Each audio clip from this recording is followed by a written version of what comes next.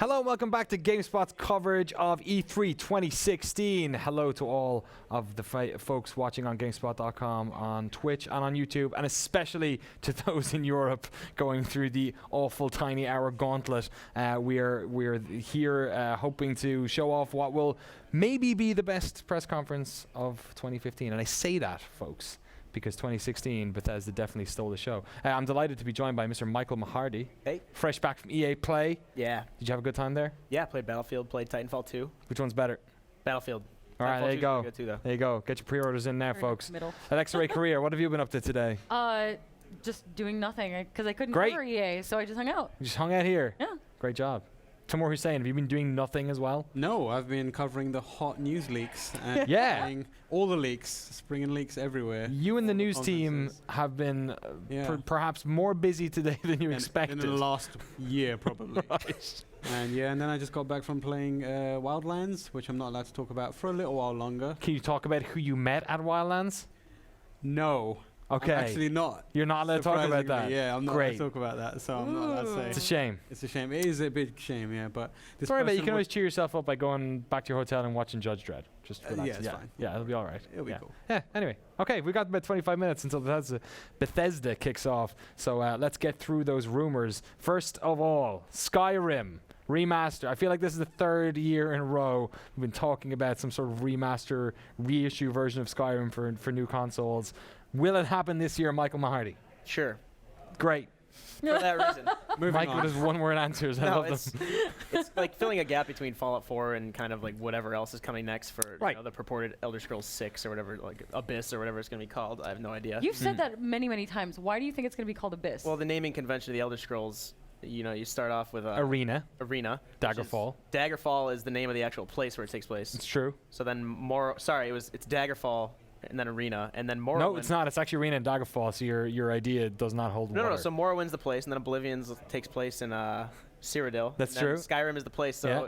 ostensibly 6 will not be called where it's set. So why would it be called that random word you just picked? I don't know. Wait. Abyss just sounds cool. Abyss? Is it going like granular into like places within Oh, yeah. Skyrim universe? So, Al- like, almost eventually all it's the gonna be time. like Elder Scrolls AE, a wooden shack. Yeah, Something like that. they're going to run out of them eventually, Elder yeah. Scrolls Shack. I mean, even the Shimmering Isles is actually a different section of the world, which is not actually connected to any of those. Yeah. But yeah, we'll have to see. I mean, you're right. Like Todd Howard's team takes its time on games. Fallout 4 came out last year. Presumably they started working on the next one whenever it is. But do you think maybe, Alexa, that they kind of really appreciated that whole, we're going to announce a game and it's out in 4 months' time. It worked out. We'll do it again. I really think that that's the new precedent. I think the 2-year hype cycle is a little too much, and I understand for marketing purposes, I guess it's ideal to have people talking about your game for 2 years beforehand. But look at games like, to bring up my favorite franchise ever, Final Fantasy 15, announced 10 years ago, and Right. went through development hell. I think that 6 months is the sweet spot between, and it's out now, mic drop, and it's out in 3 years. Yeah. So mean, I think, yeah. I'll have to wait and see. Tomorrow, what's your take on all this? You're like on the news wire. Yeah, I mean, it's been rumored for a really long time. I would put money on it being announced because, we had a point where Bethesda said, yeah, we've made it. It's Right, done. yeah. We've done this already. Like, it's just sitting there because they obviously had this period where they needed to figure out the new consoles, and they used Skyrim to do it. It was released for the last gen, and, the team that were working on that obviously fed that information back into Fallout. And so I would be shocked if we don't get a remastered version of Skyrim with all the kind of DLC and like mod activated from the outset because, they just launched, we discussed this on the lobby, like they just launched Fallout mods Right. for across consoles, and they have all their weird like snap map stuff going on as well, and they've kind of figured out how to take content from the PC where it was traditionally locked off Yeah. and move it over to the consoles while also kind of curating it. So I wouldn't be surprised if it launches with all the best mods that Yeah. the Macho Man Randy coming Savage to a mod, PS4 Thomas near the Tank you. Engine. Thomas the Tank Engine one Yeah. is the best Yeah, that's one. pretty good. Yeah, giant Pikachus running around. It's great. All your Electric copyright and stuff, infringement yeah. coming to a home console near you. Yeah, that's, yeah. Hopefully, well, we'll see. I mean, so are we all in agreement that this is going to be great because all this is going to blow up in our faces? But are we all in agreement that they probably won't show off a new core Elder Scrolls game today? Just to Sure. throw a wrench in the mix, I'm Okay. saying, yeah, they're going to do that. You think so? I don't, yeah. And it's going to be It'll called the what? wild card. What's it called? It'll be called Elder Scrolls 6. Nightmare. I wouldn't. Nightmare. All right. Let's move on to games that they have released recently. That's the worst segue I could have come up with. Doom. Hey, that was way better than anyone That thought was a that would be. game that right? we were convinced was going to be like a dumpster fire. Totally. Because they were like, they're not sending copies out. We were like, well, that's the end of that one. The then. beta was also like the Yeah. most. I mean, it wasn't even made by them. It was made by is it Critical Assembly? I always forget. Yeah, something like that. Yeah, yeah. Creative. No, it's not creative. No, not Creative Assembly. Splash Damage, isn't it? No, it wasn't. It was the other. I'm confused. That Quake was. But yeah, the demo, obviously the beta not hotly received. Yeah. Doom comes out, and like over the course of like a couple of days, everyone realizes, oh wait, this game is like one of the best FPS games released in the past couple of years. So they did sell a season pass off of Doom. Yeah. Do we think this is multiplayer stuff, or do you think that they're going to show off some single player I hope DLC? not. I mean, yeah, the discussion around multiplayer is it's bad. No one cares. It's not. I mean, it's like not- so fine that you'd never. It's like not exciting I mean, in the any problem way. is it's fine, but within the context of other multiplayer experiences available, why in God's name would you ever play Doom instead of something else? You know, and id Software has been kind of trying to take ownership of it recently. They were in the news saying, we're going to add all the things that you want, we're going to start tightening it up. And that seems like, on the one hand, it could be a preemptive move to make people feel better about multiplayer DLC, because if they just announce multiplayer DLC for this hot trash multiplayer mode, then people are going to be like, why do we care? But if they're like, actually, we're going to fix this multiplayer mode, and also there's some multiplayer, DLC coming, then people will be a little bit okay about it. But I don't even know what they do to.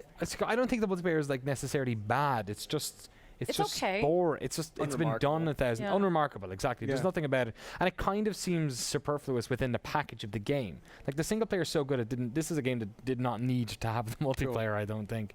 Although I'm sure there's a certain population of the market out there that wants to get both of those, so they feel better about the purchasing decision. Mike, did you play much of Doom? Yeah, I just beat it last weekend. Right. So what would you like out of some DLC? Definitely single player, because you spend so much time exploring that world. The way it's structurally set up, it kind of rewards your actual being curious, not just like this all-out, no holds barred combat. But multiplayer, I've put about an hour into. Like you were saying, it's not anything special. It doesn't stand out to me. I can play Overwatch if I want really great, well-tuned multiplayer. I want something that's going to bring me back to Doom for the reason I loved it in the first place, and that was definitely single player for me. Yeah. Folks who are watching live, twitch.tv/GameSpot or on GameSpot itself, I am in the chat, so make sure you get those questions in if you have any thoughts yourself or any rumors or any speculative guesses you'd like us to talk about. Let's talk about Fallout 4. So earlier today on the Fallout subreddit, somebody posted that they'd gotten a little ping on Xbox on the Xbox One saying like a contraptions workshop, and I feel so bad for this person because they basically put up like they used the like Xbox DRM to like put up the video of this thing popping up, and they've since had their like Xbox account like shut down. Oh wow. Yeah. Even though this is like apparently not actually their fault or responsibility, just That's happened. rough. Start a petition, everyone. Let's get it done. Rolling. Yeah, before Get the conference this guy a new starts. Xbox and That's a little extreme, also. Yeah. So who knows? Maybe he was doing some data mining, or he or she was doing some like weird stuff. We don't know. But anyway, the thing that pops up was Contraptions Workshop. Okay. So perhaps a new type of Fallout 4 DLC. Same sort of question, I guess. Like, where are we with Fallout 4 DLC? I mean, it seems from like our perspective, like making videos about video games, that the cliff of Fallout 4 has been real steep. Like people are not as into it as they were with certainly not Skyrim, and also probably not Fallout 3 or New Vegas. Alexa, what do you think? What would you like out of new Fallout 4? So where do you think they need to go from here with it? So I played the campaign in Fallout 4. I didn't fiddle around with any of the workshop stuff. I'm not really a builder kind of person. Yeah. Mods and stuff don't really interest me. I really liked Far Harbor. To an extent. I thought it had a lot of potential and did a lot of interesting stuff, but a lot of the actual content of playing it felt like a little bit of padding, like you were treading old ground. I think that if they're going to release more DLC, it would have to be something story-driven, because, I mean, that's the reason that I come back to Fallout 4. I don't come back to build more stuff. I come back to experience that world, and I really think they did a great job with the world building and the character building. Like, I love those characters. I want to spend more time with them. So if they're going to do DLC, I think it should be, and I guess probably would be, narrative. Yeah, I guess it's that whole problem, right, where you're trying to like curate the people who are like engaged in your community, but then to like sort of drag back the folks like you and I who would prefer some sort of like mainline Yeah, where story it's just stuff. us in the wasteland doing our Yeah, thing. doing all that sort of stuff. Tomorrow, what do you think? I think it's probably going to be something related to like building your settlements and stuff like that. But at the same time, they pushed the they said they were increasing their ambition or their plans for the season pass content, basically. Right, yeah, they put the price up. Increased the price. Yeah. So they kind of owe it to people having put the price up to show them what that gets them paying that extra price. Good point. So they kind of should be announcing something bigger than just a contraptions DLC thing. It needs to be something like a story driven, maybe a new region, Right. something like that. I would like to see that, especially because they did just raise the price on it, so it's kind of like 30 show to us 50 why. bucks, I think it show was. us Yeah. Diablux SX asking, do you think they will have any Elder Scrolls Online DLC announcement or just pretend it doesn't exist? I mean, they were flying the Tamriel Unlimited flag like pretty high last year. Yeah. So, that was obviously a big push. They went free to play. They were trying to get more people involved in that and get the population up. Any of you folks fans of Tamriel Unlimited? I know Kevin Van Ord back in the day had played a bunch of it. Yeah, same as me, not really No. played it. They're still releasing DLC for it, which Right, yeah. leads me to believe that either they already had that DLC in the pipeline and they're just kind of churning through it, or they've got enough of a player base to make it worth their while to release that DLC. I think the latest DLC was Dark Brotherhood, Right. which is a big deal for Elder Scrolls fans. Yeah, some of the best quests. I expect them to carry on for a little while longer and see how much they can get out of it. I don't expect them to like fully can it. Yeah. There is so much invested in it. They've got like a microtransaction system. It's probably doing okay for them. Yeah. Enough to warrant it keeping it going on. Yeah, and it's on consoles as well. Yeah, Free to for play stuff on consoles. That's Generally where the seems money to work. is in free to play. Yeah. They just opened a whole studio in Montreal to do mobile, which I'm assuming will also be free to play mobile stuff. Right, let's talk about that. Last year, Fallout Shelter was announced during the show. We all downloaded it, and then the rest of our toilet breaks for the rest of the week were spent with our Breeding. batteries dying and breeding. Yeah. What? Sure. I'm not gonna get into it. So, I mean, that was like there were some great articles after the fact where they were talking about how like they didn't expect it to do as well as it did, Yeah. and like it actually made them quite a decent amount of money. And then they were like, okay, well, let's open a mobile studio. Yeah, I don't know if they can extrapolate that experience into other mobile games. Right. That was very much, I feel, the product of a Fallout hype. Right. That it was the hype was so overwhelming that they could have put out like a Fallout emoji keyboard and it would have been the They greatest emoji keyboard. They did do a They Fallout emoji. I bet you it was the I most have a popular Fallout 4 emoji emoji board ever, keyboard on yeah. my thing. But like a Fallout soundboard that just makes like air horn noises and different and it would be like the highest trafficking thing ever at that point. But like if they came out with a brand new mobile game, like an original thing. What IP would it be? Like, what other IP do they have that would work on mobile? Let's talk about Skyrim. Quake. Yeah. Quake Mobile? Mobile.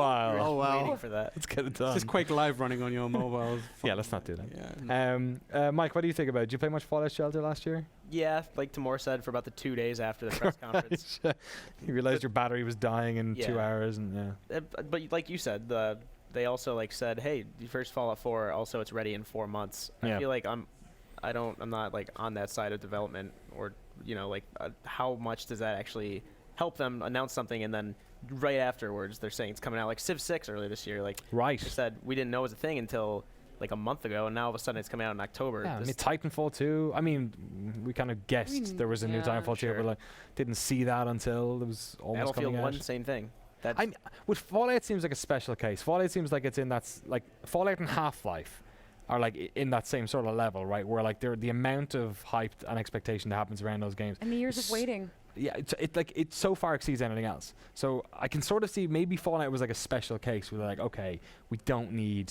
And they were also like very burned by what happened with Kotaku reporting on On the script. the Boston script stuff, the voiceover stuff. So like maybe they just went like, no, we don't want the press involved in this for a year and a half. Let's just do it on our own terms.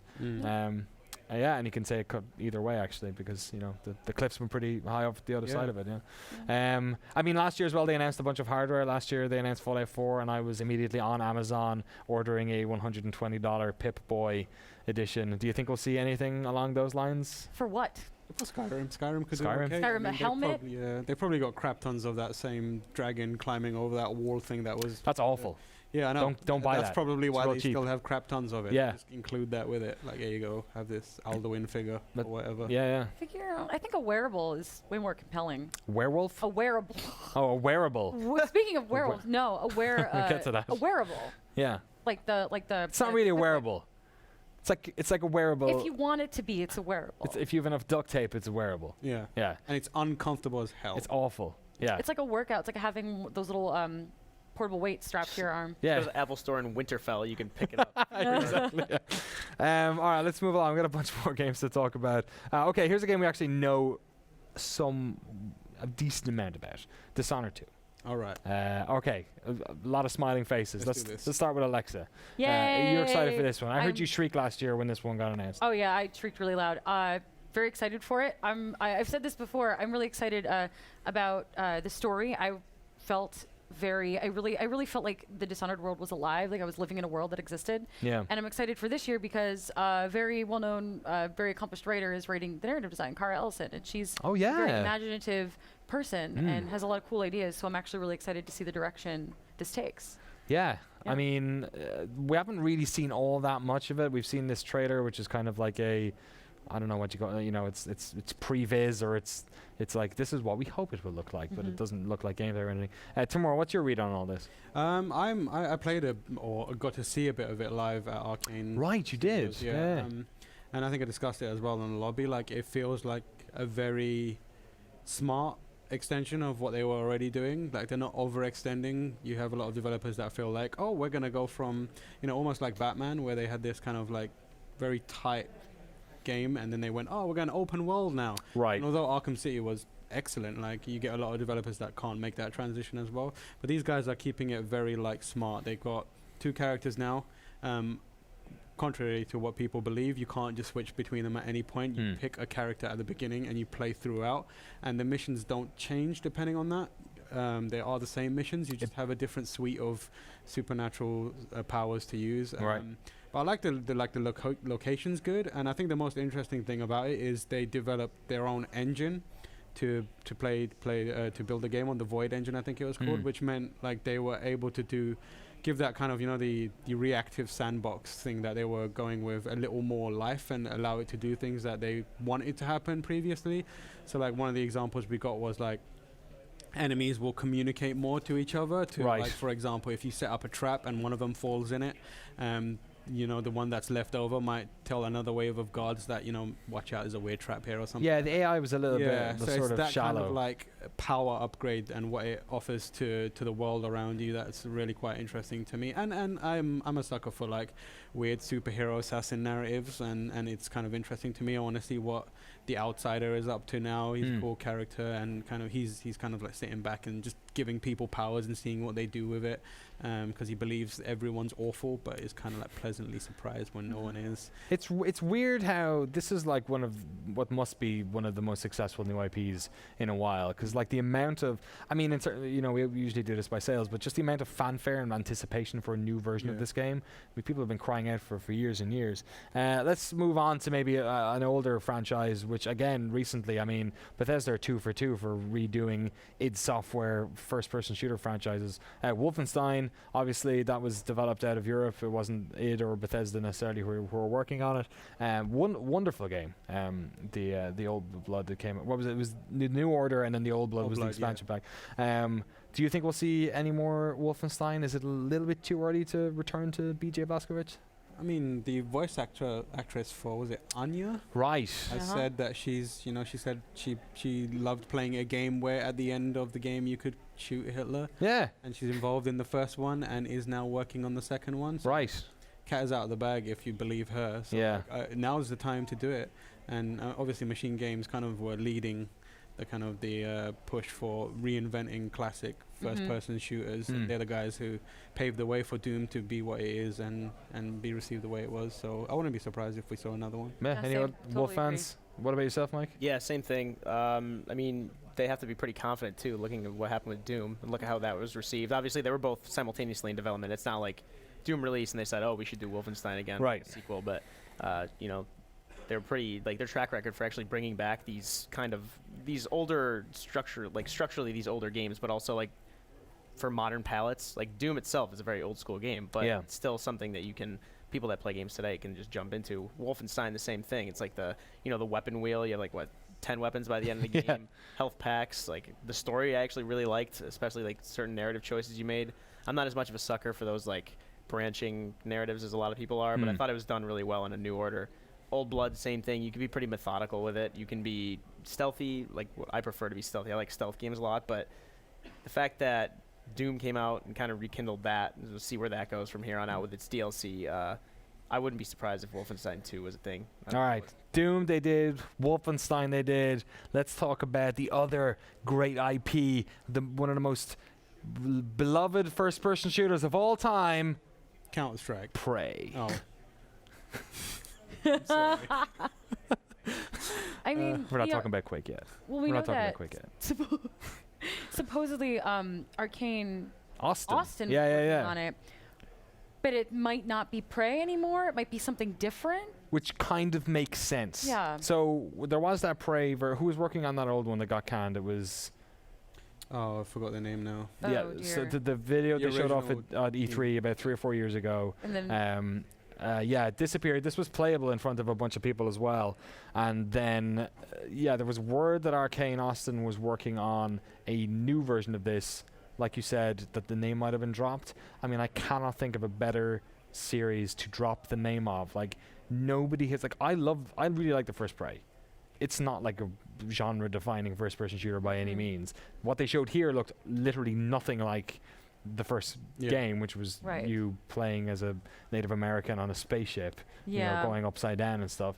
So, I mean, this might be the first new IP for Bethesda in a little while. I think dropping the Prey name gives them a really good opportunity to reboot it or fix problems with the franchise or whatever that they felt they had with the first one.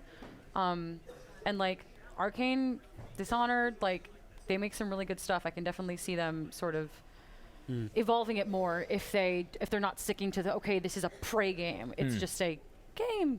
Yeah. So. Okay, so actually onto one of the best first-person shooters ever made in the same guise as Wolfenstein and Doom. So I feel like nobody was mentioning the Q word until Doom came out, and then it was like, oh wait, they didn't mess up Doom. In fact, they did an incredible version of Doom. Is now the time to let somebody take another swipe at Quake. It's been, I think Quake 4 came out in, I want to say like 2006 maybe or something. It's been a very long while. time. Look at this. Look at these graphics. Quake 3 Arena right here. I mean, if you're doing 120 FOV, you get rid of the gun icon as well. I don't know what goddamn gameplay this is. Yeah. Monster gameplay. So this is 1999's Quake 3 Arena. The other thing that was talked about was with Doom's multiplayer being made in the sort of the guise of Halo's multiplayer, that maybe that was an intentional sort of thing to be like, hey, you know what, don't worry, our arena shooter is coming down the pipeline. Tomorrow, what do you think are the chances of a new Quake? I mean, is this like massive wishful thinking from the FPS community, or do you actually think that they might pull this off? I think it's a little bit of both, but we do have some evidence to support the fact that it might happen. Like domain names are hardly the strongest evidence, but like when they're so close to E3 and they're being refreshed, so like suddenly a Quake domain has appeared, alongside a change to I think Dishonored and maybe Prey, it kind of it's kind of stacking it up against maybe it will happen. Like you said, id Software have clearly figured out how to reinvent their classics. I know Machine Games was mainly behind Wolfenstein, but you got to believe that they were involved somehow. I think it could happen. I think it's got a good chance of happening. Whether it happens at this E3 or the next one, I'm not sure. I'd like it to happen at this E3, but I wouldn't be surprised if a few years down the line, at the very least, we'll see a new Quake. So the executive producer, I think is it Marty Stratton, is the guy who was in charge of Doom, the new one. His first project as actual in terms of like production, because I think he was a biz dev guy before, was on Quake Live. So that was the free-to-play browser-based version of Quake 3, which is still available. And it kind of had a pay model that didn't work out, and then it was free-to-play, and it's gone through a bunch of weird sort of changes, sort of floundering in the same way Unreal Tournament is. So if there was anyone to do it, they already have the team there who know how to make the arena shooter Quake. It's because the thing about it is that like they've lost so many of the old id folks that like it's almost like fresh in a good way, but also they have this foundation of people who have like developed the old ones as well. Mahardy, what do you think? Would you like to see a new Quake? Do you think it'll happen this year? Yeah, I would definitely like to, and I hope it does, because like you said, you have these people. They're new, they're fresh developers, but they're still like maintaining that philosophy that got kind of passed down before them.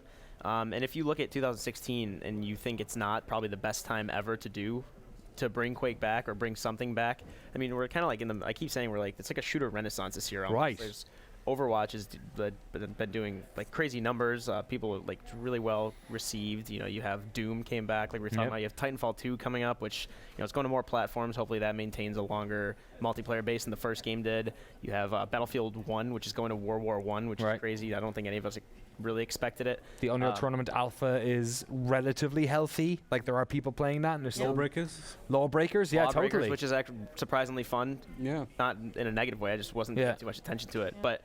If there is a time to bring something back in the shooter space, that it's right now. I think this year. And a lot of these games are using kind of design and mechanics that were, born in classic arena-based shooters. Like like you explored on the Overwatch series that you did. Yeah, weird. So much of that is Overwatch is just like mods from Quake. Yeah, it's like action Quake and like exactly. I mean the grapple hook is straight up Quake 2 hook mod, It's everything that works in just one spot. Yeah. It's almost like there's this new generation of people that didn't play any of these games, and then they're realizing it's kind of they're seeing like this some cyclical not recharging health. They're seeing like weapon wheels, and they're like, what the hell is this stuff? Big kegs of health. And that's what we need. Yeah, it's like history repeating itself in a really good way. I think like 2016 is the cusp of when all that stuff comes back for like modern appetites. Yeah. Wonderful stuff. Let's talk about another sort of a couple of little weird games that they were working on that maybe we haven't heard about for a little while. I mean, there was that year we had Battleborn, we had Battlecry, Overwatch was around there as well. They all sort of like disappeared. I mean, Paragon sort of came after the fact, but we had this sort of weird like third-person action MOBA shooter thing happening. And now you can see what they're all different. Right? Overwatch is like a client is like a class-based shooter, and then you've got like your Paragon straight up MOBA, and then Battleborn's doing its own thing. Battlecry though, in the midst of all that, I mean, the art director from Half-Life 2, a bunch of like really well-respected developers working on this game. Battlecry Studios, they named the studio after the game, just sort of disappeared. Gone. Yeah. I talked to them earlier this year, and they said that Battlecry Studios was currently supporting and helping with other projects, but they wouldn't say anything about Battlecry specifically. Right. So I wonder if they just very quietly shoved that game like under the rug and said like maybe next time, because like it didn't look good. No. And from what I hear, I never played it, but people that I know that played a demo were just like, it's fine. And there are other games doing what it was trying to do better. So maybe it's just gone. It's just quietly gone. It was a game that was kind of chasing for like a payment model as much as it was trying to be a big new game, right? Yeah. It came out when free-to-play shooters were kind of a big deal. Totally, yeah. And they were failing left, right, and center, a lot of them. And at the same time, it launched Elder Scrolls Online around that time, which was one of the other, first-person free-to-play games that it was kind of going for. And seeing that kind of is weird, but like that might have put them off a bit, and realized like if the time window on successfully launching a shooter either with microtransactions or free to play or whatever weird business model that they were going for has passed, and you can't get away with half-assing it. Right, totally. I mean, at the very least, free to play games, stepping away from the mobile stuff, but just sort of like PC free to play games, there is like a certain quality threshold that game never really seemed like it was reaching. Like you said, it seemed fine, but even like the art style never really like jumped out, or it was doing nothing to. It was almost the worst offender in that category of like homogenous MOBA shooter things. Yeah, it looked like they were trying to make a MOBA to say, okay, we have a MOBA now, we're in the space, we can make some money off of this now, and it just didn't. It never looked, just never. Yeah, and if it's gone, I don't think we'll miss it. Just did the Irish goodbye, and it did an Irish goodbye. I didn't know about that till I moved here. Yeah, really? Yeah. Do it all the time. So you just peace out and don't say anything, ghosting right? too. Ghosting? Yeah. All right. That's nice. Battlecry did the Irish goodbye. Irish goodbye. You know an Irish goodbye. It's when you fall drunk through the door. That's all right. Yeah. That sounds good. That sounds like I should try that? No, sometime? don't try it. No. Sorry. No, 29 years of experience. Don't do it. Yeah, I was drinking since I was 1. Okay, I mean, I think we've burned through every. Oh no, we haven't. Sorry, I forgot about this. Yeah, look at you. I know what you're going to talk You're about. tickling your fingers together. Yes. Are we going back to the well on Evil Within? So the Evil Within was also fine. Like there were parts From the that maker of Resident Evil. Right. There were parts of that game that were really, really good and really, really clever. Then there were some parts that I think it stumbled a lot over its narrative, but I really liked the play and I liked the gameplay and the way it was set up. Tango Gameworks is definitely working on something. They had a mass hire. Oh, really? Around, I think, before E3 last year, because I remember talking with you about Tango Gameworks on the Bethesda pre-show last year. Really? As well. Yes. And so they're working on something, and it's a Shinji Mikami project. Okay. And maybe it's the Evil Within 2. I know there was that leak, I think, on like Eurogamer that talked about like Dishonored 2, Prey 2, Evil Within 2. But I definitely think that team is giving another crack at it. Maybe not quite the Evil Within, Right. but maybe something in that genre as well. So that's interesting, because then at that stage you almost feel like they've been like cul-de-saced into doing another Evil Another Within, thing. because you can't do a second like one of his games, right? Like that would Right. be kind of weird. It would be the thing that I didn't like the most about the Evil Within, and I think something that our industry has moved past narratively, is using mental illness and unwellness Right. as like a scary thing. So maybe they're rebooting it. Maybe they're keeping the same kind of like horror ideals and doing it in like a different setting, a different way. But I mean, Shinji Mikami does good horror, and Yeah. I super love a great mainstream horror game. I know Mike is our horror games expert here. Yeah. Yeah. So He's hard. Yeah. He's I agree. It would be- expert at getting frightened by Obama statuettes. Out of context, that sounds Yeah. really weird. It does. Yeah. No, like you're saying, the combination of Shinji Mikami and Tango Gameworks and Bethesda potentially having something they haven't announced or anything. It seems like, do you divorce yourself from the Evil Within? Because I'm of the opinion 2/3 of that game was fantastic.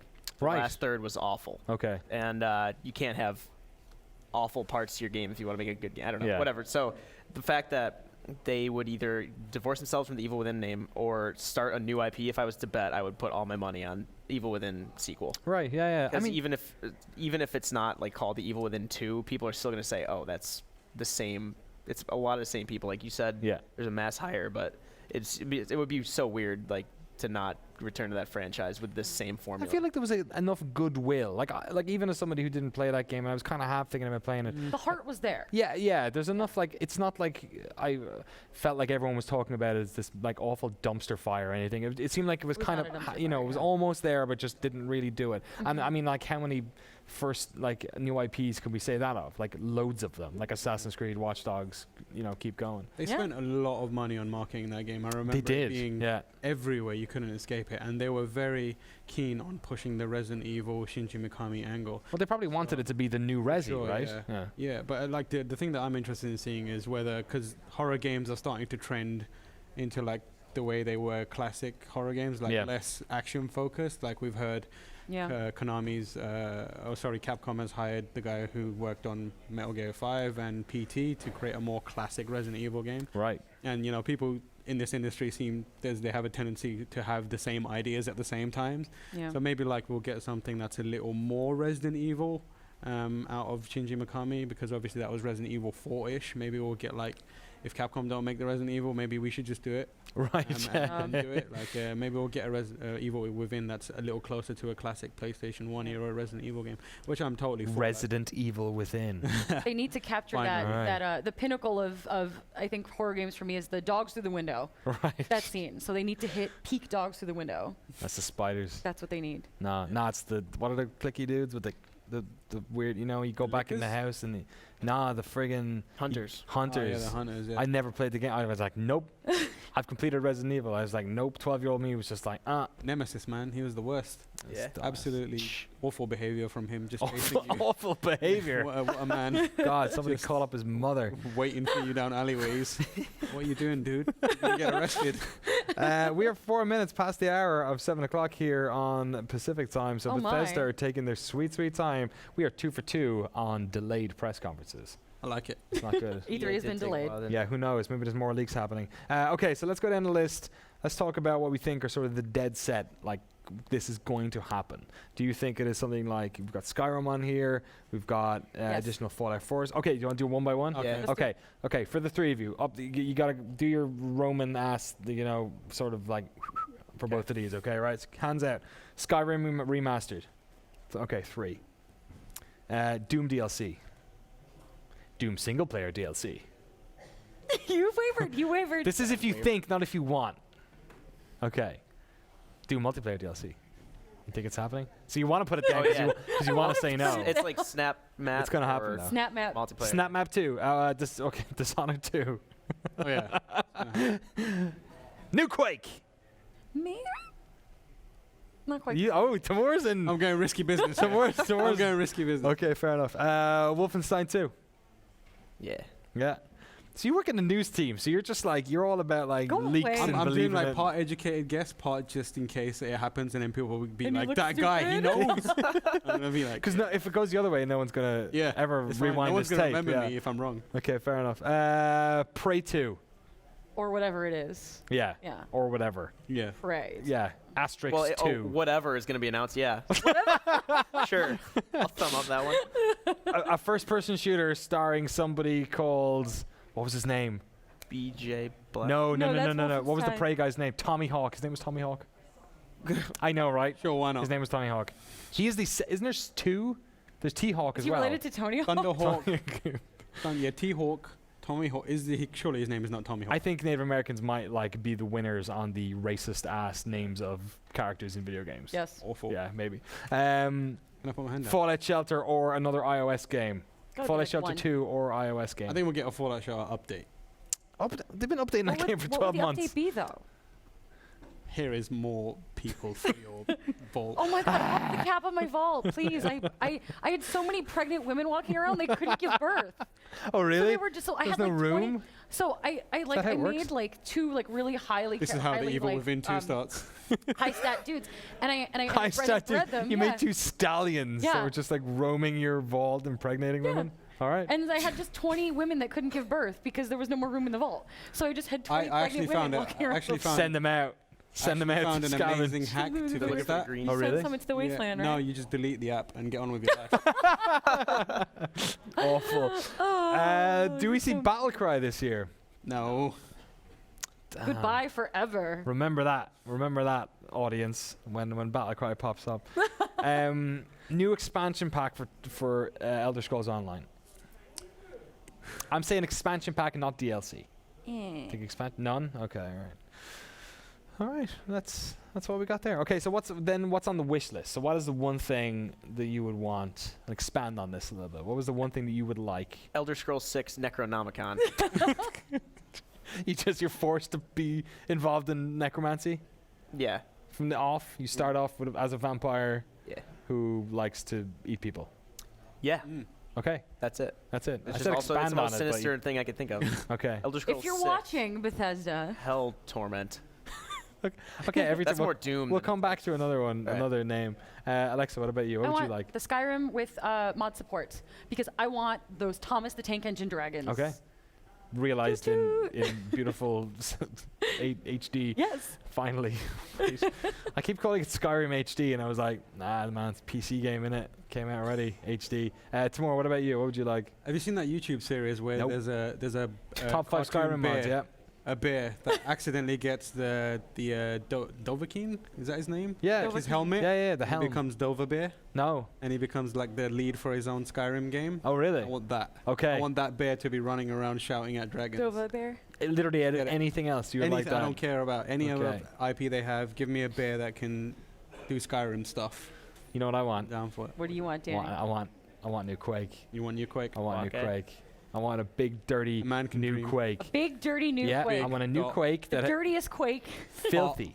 Like Throbbing no Quake. campaign. Oh no, you know I actually don't know what I want because I either want an arena shooter Quake 3, like Quake 3 style, orb, like an eyeball with 2 legs running around, like just dumb arena shooter, or I want them to like go back to the Quake 1 well and make that 9 Inch Nails ass gothic medieval nonsense campaign. That'd be fantastic. Or Quake 2's alright. Quake 2's like a military futuristic shooter. That's like No. It's too common now. What about enemy territories Quake Wars 2? No.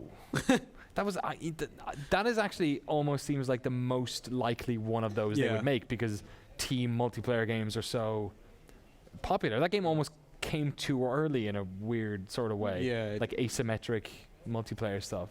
Remember bad. Brink? I do remember Brink. Splash Damage made Brink. Oh, Was that them? Brink. That was Splash Damage. That wasn't them. Oh no, you're right. You're right. Splash Damage did make Enemy Territory Quake Wars. You're right. Yeah, that was their first game. Because before that, they were like a mod team, I think. on Quake Maybe we'll 2. get a sequel to that. Maybe Brink 2. Who knows? No. Dying Light's already come out, and they've nailed Fair enough. first-person Yeah. shooter parkour.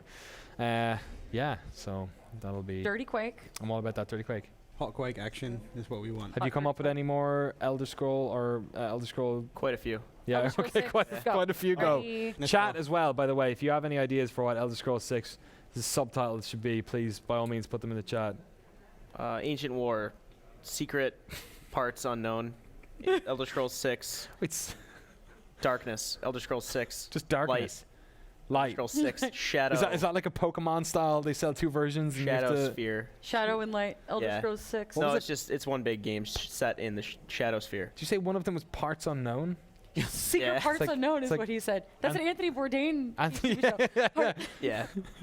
The culinary Bourdain is landscape the- of Tamriel sea conflict. You're just going through every village in That's a great mod Tamriel. idea. Yeah. You're Anthony Bourdain as the Dovahkiin, just eating all of Skyrim's cheese wheels. There's probably Yeah, that'd be already good. a mod about like managing like restaurants. Probably. Like the mod rabbit hole is deep and dark. I wonder if Go they'll on, do you got a anything look on your VR face. related. Ooh, you're Why'd right you now. gotta So bring it EA, up? so interesting. Ubisoft have a bunch of stuff. EA didn't, although they looked like they had that X-wing Yeah, with a they VR showed thing. that Yeah. briefly in the Yeah. when Jade Raymond came on Yeah. stage. But this is the year where we are sort of looking to see if some of these, especially like not at the hardware stuff, some of these like third-party publishers start to dip their toe in it. I mean, Bethesda to me almost seems like the least likely candidate for But then- that Yeah. sort of stuff. I don't One think of they're interested. One of the most popular VR experiences is Skyrim, right? Yeah, but Skyrim's like one of the most experiences, like Imagine if blank, like Sony's anything. hey guys, we're launching PlayStation VR. Just give us like a dining simulator in a tavern and call Right. it Skyrim whatever, Skyrim dinners. Or No, you can't. Skyrim dinners. do this. Skyrim dinners. That's it, yeah. And you just like have band playing while you drink massive, But would you actually Need. be having like food? Like maybe it would come with like a scratch and sniff book, so you could like scratch the food. I had a good and smell idea. it. You just ruined it. No, it's a good. Like- It's a good idea. This is how bad games happen, Alexa. One dude has a good idea, then another one comes along and Oh, it's like, one dude has a Nice. good idea. Let's and then have a a woman scratch comes along and and sniff. finds it. You got Is that another what one? you're saying? no. Yeah. I said dude. Elder Scrolls 6, End Layer. That's like a game already, isn't it? End Bravery layer. second, end layer. You just Bravery reviewed it second, on yeah. GameSpot.com. That's why I know it. It's stuck in my head. It's been Right. a long day. Elder Okay. Scrolls 6, Modern Warfare. Get out of here. Elder Scrolls 6, Skyrim again. We Done. got we got some great ones in here. Sweet rolls. Yep. Actually, I'm not even sure if that was anything to That's do in with that. Skyrim. Rolls. Skyrim dinners. Argonia apparently is actually the rumor, is that they might go to Argonia. Isn't that where the lizard jerks live? There's no The such place in lizard Argonia. jerks. The Argonians live in Black Marsh, so Oh, drastically misinformed. You've got a lot of Take lot that, of nerds. Elder Scrolls We- knowledge in your head. when Battlefield 1 was announced, we had him in the lobby. We realized he was a scholar of the First World War. Apparently, he's also a scholar of Fiction. Tamriel. Yeah, Tamriel, they're World intertwined. War One, and Tolkien. Because the this guy. Khajiit, the Oh, cats really? are from elsewhere, but it's Khajiits. spelled differently. The Elder Scrolls 6 Skooma Wars. Ooh, oh, the Skooma drug, like the Yeah. it's like the meth labs you stumble yeah. into. Cats love it. So it's just you're just in Camel. Skyrim, but or you're in an area and it's just a drug war. You're in a caravan, right? Walter White style, and you have to like go out into the desert and like brew your skooma and then like set up distribution channels. And then Benicio shows up. Who's he? What was the Benicio del Toro? What was the movie recently? Oh, Sicario. Sicario is a good movie. Right. I'm gonna go back to the well of names here. We got Elder Scrolls Vita. They never brought that out actually. That's a good point. That is living in Dead City. Yeah. Was that PSP or was it Vita? I think it was PSP. That was a PSP game. was yeah. Oblivion. They tried to No. make it a weird, not an open world, Yeah. zones Like a that you small one. teleported to and stuff like that. And And then recently they some looked at it footage and came went, out, this right? This is not good. Yeah, some footage of it came out pretty it's, recently. It's in the graveyard of broken dreams along with Bioshock Vita. Oh God, and The yeah. Vita Good broken point. Vita itself. dreams. And And the fire Vita the whole itself. Vita. Hey, I put up my Vita I love once my a year Vita. for E3. I played some Vita last night. Severed is a good game. Elder Goals, FIFA, says Sheepwipe. All right, let's do this. Pretty good. Sheepwipe is a great name. Elder Scrolls Sheepwipe. We got a lot of love for Skyrim dinners here as well. I'm saying, Bethesda, Scratch and sniff. give me a call. I got this for you. Yeah, Black Marsh is what they were saying as well. They're on Skyrim dinners with the lunch. the Dark World breakfast Thor DLC. crossover. That sounds weird, but How about that? I'm okay with that. We're 15 minutes. We're pushing 15 extra minutes. Todd Howard is shining his shoes right now. If Todd you've Howard just is. joined us here on the GameSpot stream. I hope he looks as buffed as Andrew Wilson did today. That beautifully exfoliated skin, the EA press conference. we're gonna ha- He we was very buff. I thought you yeah, said, I thought I thought you Very, said buff very, as well. very fresh looking. We do have Todd Howard on this very stage on Monday as well. Ask him about So- Skyrim dinners. Well, obviously We I have will to now. after they announce it in about 15 minutes time. Thank you. But yeah, we don't actually know what we have him on for. It just says Bethesda. So I mean, here's the thing though. Finances. If it's Todd Howard trotting onto the stage, he doesn't just trot on to talk about Quake or some He could Elder talk about Scrolls anything. Online. Is- Yeah, but he doesn't. They only bring him out when it's Thing something is- to do with the Elder Scrolls or Fallout. Like that's his remit. That Prey game. Maybe it's not The first Todd Prey Howard's. No, the new one. Okay. It's been probably in development for so long that they could pull the Fallout style. We've announced it. It's out in 3 months with that game, and it would dwelling too much on what Prey is or its history or that kind of thing is bad. For Well, you're not going to have to worry about it for much longer. Because apparently they're going live in about 7 seconds. Thank time. God. So thank you so much. We will be back here after the show. So stick around here on Twitch or YouTube or GameSpot, wherever the hell you're hanging out. Bethesda's going live. We'll see you on the other side to talk about all they announced. Enjoy the show.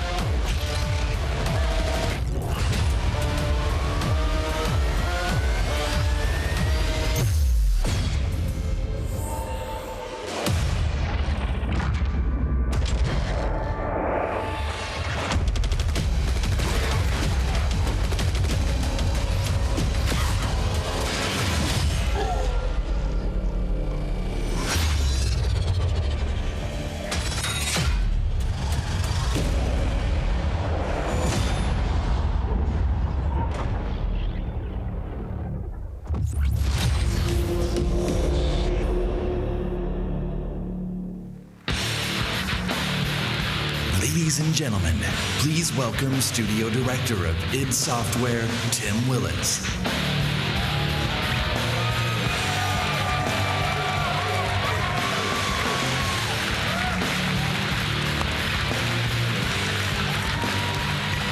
Good evening, and welcome to the Bethesda E3 Showcase. Yes, Quake is back. The game that defined competitive multiplayer is back and better than ever. You know, it's hard to believe that 20 years ago, Quake was first released. And, you know, if you'll excuse the pun, the aftershocks can still be felt to this day. Quake set new standards for multiplayer and pushed the boundaries for graphics and gameplay. Quake also became a pioneer for esports. And 20 years later, Quake is still played in tournaments across the globe. The biggest of those tournaments is our very own annual gathering, QuakeCon, which will attract this August tens of thousands of people to Dallas. As a co-designer of the original game, I'm extremely proud and excited to be standing here today to announce the next chapter of this great game, Quake Champions.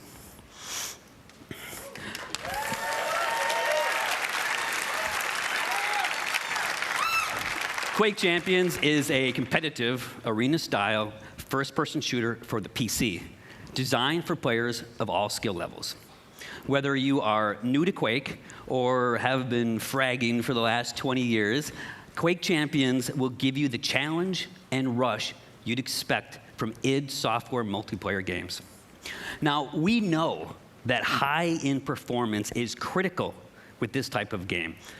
So be assured, as with any id Software game, that Quake Champions will be fast, with amazing graphics running at 120 hertz with unlocked frame rates.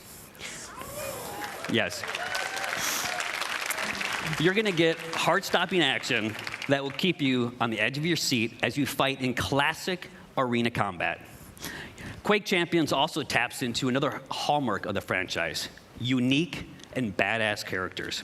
The game features a diverse cast of warriors, each with different attributes and unique abilities, allowing you to fight the way that you want. And you know that id has a long tradition of supporting competitive tournaments, and that continues with Quake Champions. The game is designed for world-class esports play at every level, from the world's greatest Quake players to anyone willing to test their skills in the arena. So as part of the launch plan for Quake Champions, Bethesda will be supporting and expanding competitive tournaments and leagues beyond QuakeCon, and we'll have more to share about that in the coming months. I hope you enjoyed this sneak peek into our newest game. Join us at QuakeCon in August, and we'll have even more to talk about. And now, please join me in welcoming Bethesda's Global Vice President of PR and Marketing, Pete Hines.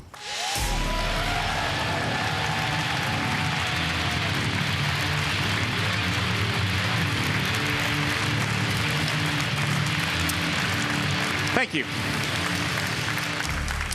Thank you, Tim. As Tim said, we'll have even more to show on Quake Champions this August at QuakeCon. I mean, it's right there in the name. How would we not have our new Quake game at QuakeCon?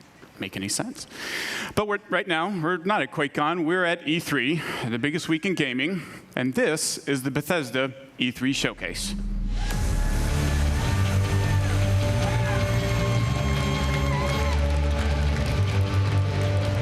So welcome to everyone here with me and to the millions of you watching online around the world. Thank you for joining us. We planned this showcase just like we make all of our games for you. Now, last year our showcase kicked off a big year for Bethesda, one of the biggest in our many years of making games. So let me mention just a few highlights. The Elder Scrolls Online was released on console and became one of the best-selling games of 2015 and was named MMO of the Year.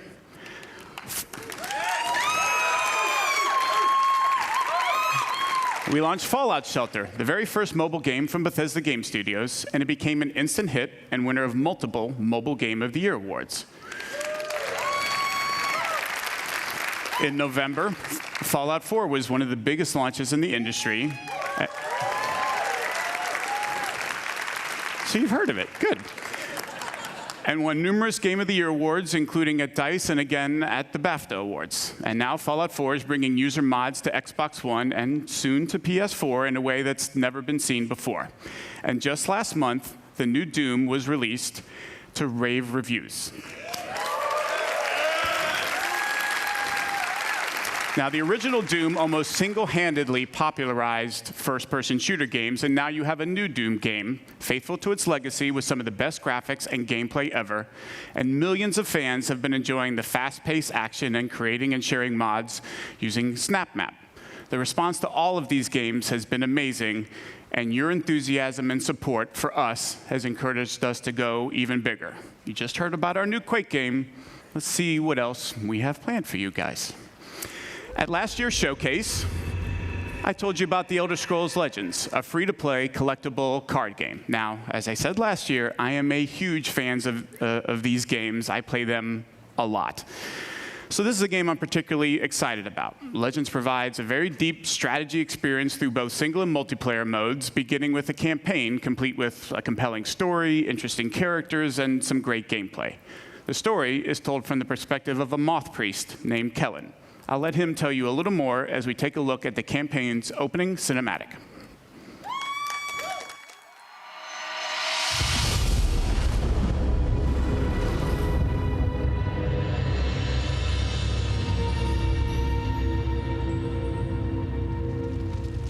The Elder Scrolls show us what was, and what yet will be. And they have revealed much to me. Spare us your stories, old man, unless they can sharpen spears. Our war chief is dying. Our enemies are massing for another attack. We must prepare for battle. We should go, Kellen. We have the scroll we came for. And this one smells blood in the wind. Patience, Nog. I have words yet to speak here. Stories can do surprising things, Spear Maiden, whether they are true or not. And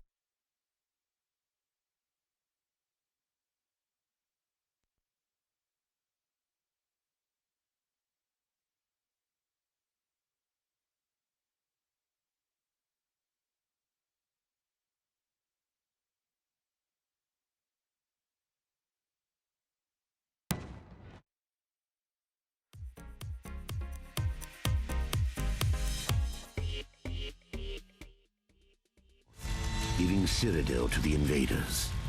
This is the story of a forgotten hero who changed the very course of history.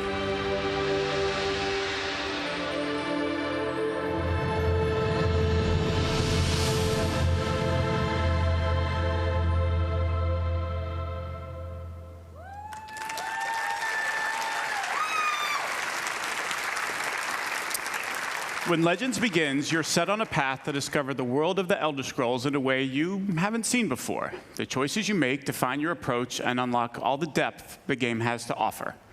A two-lane battlefield provides more variety and strategic depth. Players make decisions that change the cards they want to improve or add to their decks. And we offer a full single-player campaign, as well as multiple ways to play against the AI or other players in both battle and arena modes. Now, we began public beta testing in April, and so far the feedback from the people who have been playing has been terrific. To celebrate E3 this week, we'll be letting even more of you into the beta to start playing. Now, if you haven't signed up yet, just visit Bethesda.net, create an account, and sign up, and be sure to keep an eye on your email. Also tonight, we're very pleased to announce that in addition to PC and iPad, Legends will be coming to iPhone, Mac, and Android tablets and phones later this year.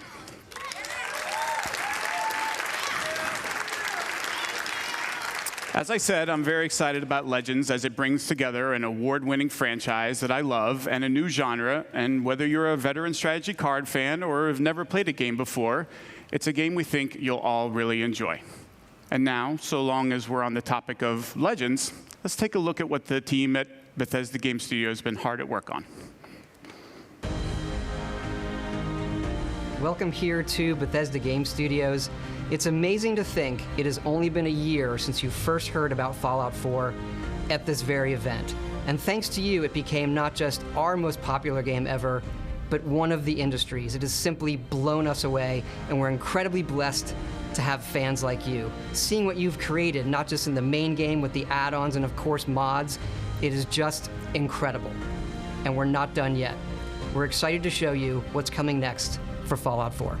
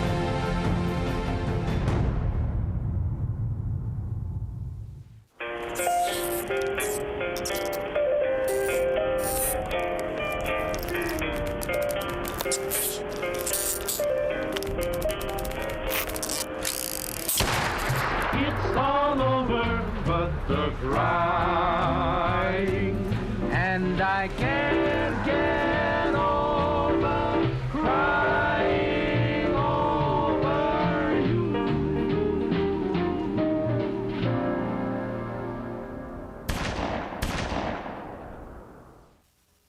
Of course, we didn't just announce Fallout 4 last year.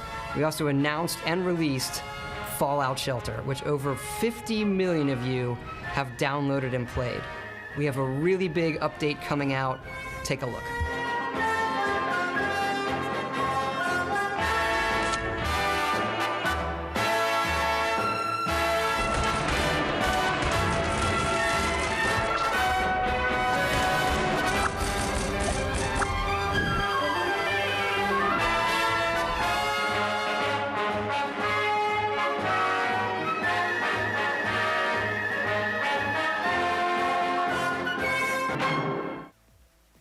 We hope you're as excited as we are about all of the stuff coming to Fallout. We want to thank you again, not just for your support over the last year, but your support of our whole studio really over the last 20 years. There is something else, though, that you've been asking us about, and yes, we've been working on it.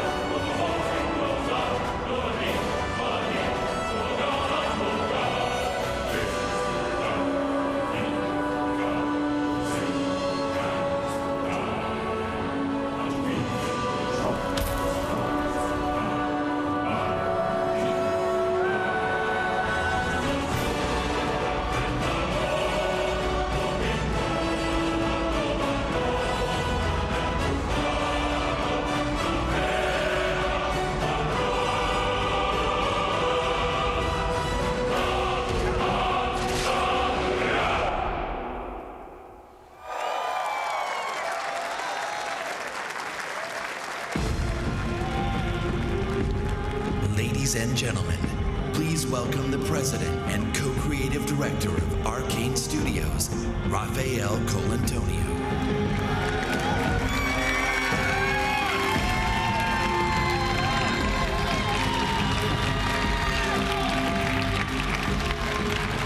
Thank you. Hi everyone, I'm very excited to be here tonight on behalf of Arcane Studios, the makers of Dishonored.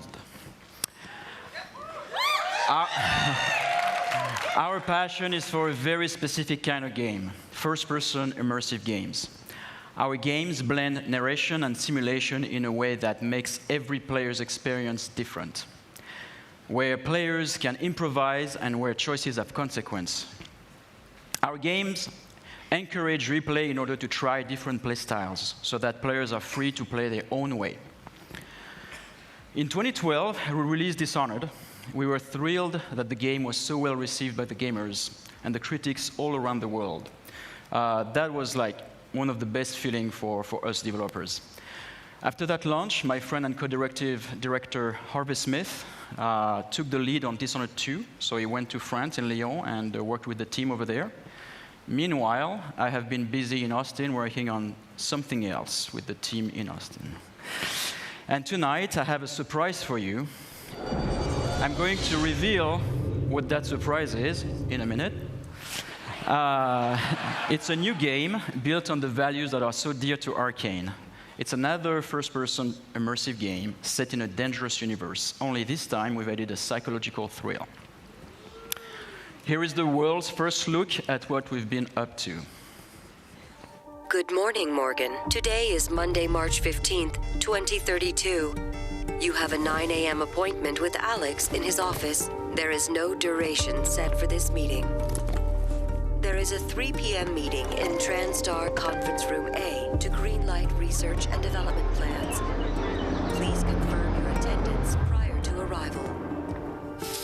The most recent test results from the Cybertronic. Good morning, Morgan. Today is Monday, March 15th, 2032. You have a 9 a.m. appointment with Alex in his office. There is no duration. Good morning, Morgan. Today is Monday, March 15th, 2032. Good morning, Morgan. Looks like we have some tests to run through today.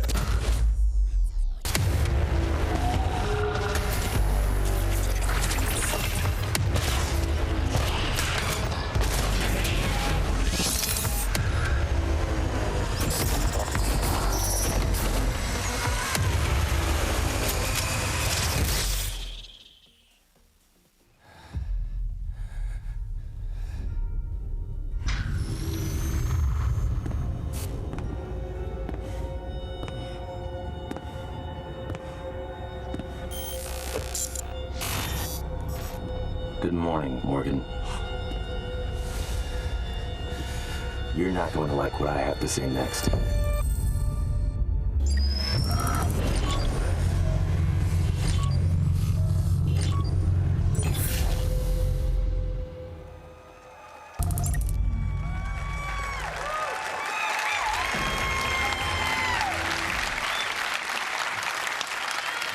In Prey, you awaken aboard Talos 1, a very special space station. It is year 2032. You are the key subject of an experiment meant to alter humanity forever. But things have gone wrong, of course. The space station has been overrun by an alien threat, and you are now being hunted. As you dig into the dark secrets of Talos 1 and your own past, you must survive using all the tools at your disposal on board of the station. Your wits, weapons, and mind-bending abilities. Prey will be available next year on Xbox One, PS4, and PC. We'll have more to show at the QuakeCon, so be sure to join us there. Thank you. Hi everyone, I'm Marty Stratton, executive producer of Doom at id Software. Last month, we had the privilege of releasing one of the most iconic titles in our industry to fans around the world. We challenged ourselves to ensure Doom lived up to its incredible legacy, and we thank you, our fans, for making the Doom launch such a tremendous success. It's been amazing to watch and hear from the millions of players enjoying the many aspects of the game. From those of you gunning for the perfect run through the campaign, to others constantly testing their skills in multiplayer, you continue to inspire our team. Last year, we told you we wanted to put the power of creation in the hands of every player through Doom Snap Map, allowing for an endless stream of new gameplay. And in the coming months, we're excited to be supporting Doom Snap Map with free updates and even more ways to play. We'll be delivering new construction modules, including hell visual themes, as well as new props, objects, weapons, and items. While creators can look forward to new logic options and functionality, like the ability to create true single-player experiences with features like the popular weapon wheel found in the campaign. And again, throughout the year, every Snap Map feature and update is free for every player. For multiplayer, next month we'll release 2 new modes, including a uniquely Doom variant of One Flag CTF called Exodus, as well as an all-new multi-zone capture and hold mode called Sector. Later this summer, we'll turn up the heat with the release of 3 free-for-all modes, including Classic Deathmatch. These modes will be free to all players and playable on any existing or future maps. Also next month, fans can look forward to our first premium Doom DLC pack, Unto the Evil. The first DLC pack includes 3 new multiplayer maps, Offering, Cataclysm, and Ritual. A new playable demon called the Harvester, a new gun, equipment item, armor sets, taunts, and more. With just a month past since our launch, we hope you've only scratched the surface of fun we packed into the game, and we can't wait to give you even more ways to compete, create, play, and fight like hell. Thank you.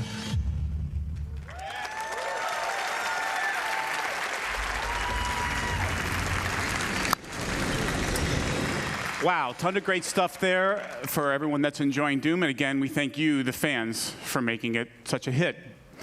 Doom has received near universal acclaim from critics and players alike for its fast combat, over-the-top demons, and amazing graphics, everything that it is known for. Now, it is also known as a longtime supporter of shareware, or for you youngsters in the audience, that's what us old guys used to call a demo. And in a nod to that tradition, we decided to offer anyone that hasn't checked out Doom's amazing gameplay a chance to do it for free. So, starting tonight, you can download and play the first level of Doom on Steam, PS4, or Xbox One for free. Now, this offer is only good this week, but we want everyone to have a chance to see why Doom is one of the highest rated shooters ever. So if you love super intense action or you just want to experience state-of-the-art gaming, go download Doom and fight like hell on us. We think you'll see what everyone else is talking about. Now, let's shift from Demons of Hell to Daedric Princes and Secret Assassin cults. Please welcome from ZeniMax Online Studios, the Elder Scrolls Online game director, Matt Firor. Matt?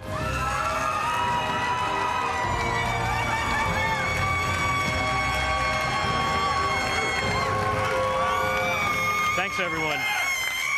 Good evening. This week is the one-year anniversary of the launch of the Elder Scrolls Online on Xbox One and PlayStation 4. Because we were launching the game this time last year, I was a little busy and I wasn't able to be here in person, but I made sure I was here this year to tell everyone what's been happening with the Elder Scrolls Online.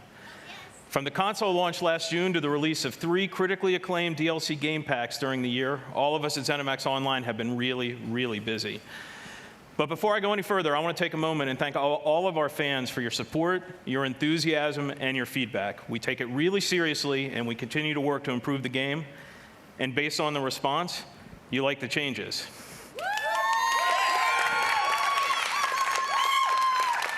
Elder Scrolls Online was named Best MMOG of 2015, was one of the best-selling games of the year of any kind, and now supports a highly engaged community of over 7 million of you who have been exploring this enormous world of Tamriel. Let's take a look at some of the highlights from the Elder Scrolls Online from launch onward.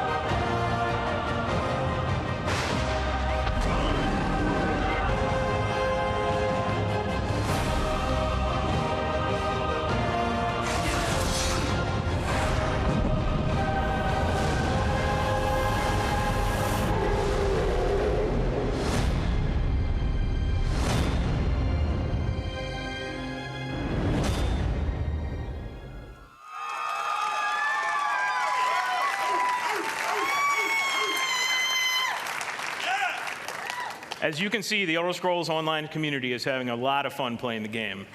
And our player community is still growing.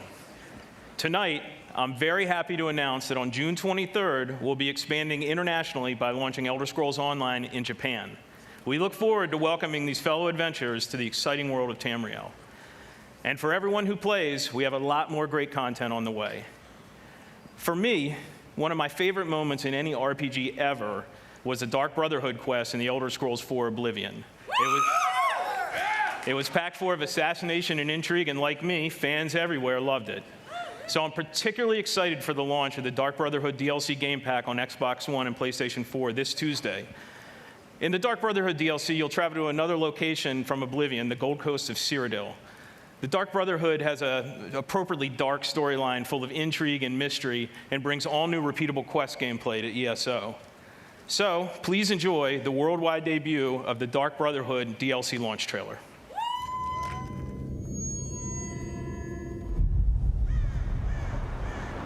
Sweet mother, send your child unto me. For the sins of the unworthy must be baptized in blood and fear. This is the Black Sacrament, Initiate. A contract that calls for murder. Now, go, assassin. Take your blade into the night. Be rewarded for your service. In our business of death.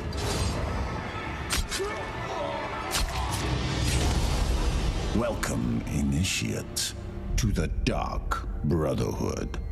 And know this, in Tamriel, no one is safe.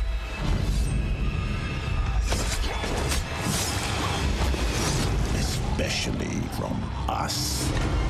Sweet mother, send your child unto me.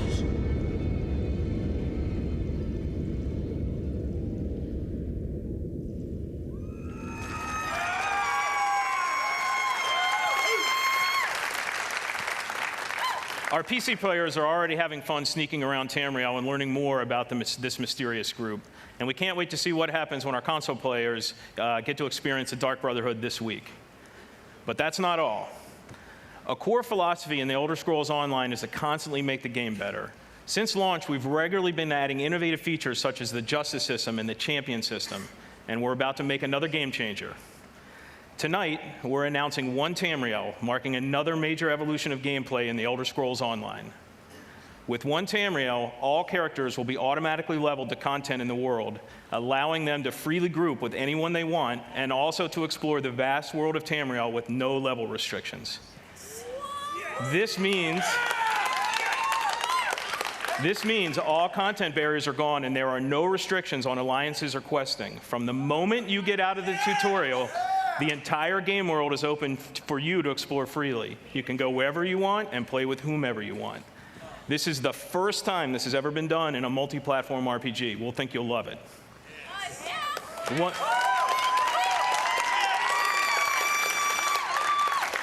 One Tamriel will be coming to the Elder Scrolls Online this fall. In closing, I want to thank the awesome Elder Scrolls Online community for your support. We never take it for granted. We work hard every day to make your Elder Scrolls Online experience the awesome adventure you want and deserve. Thanks, everyone.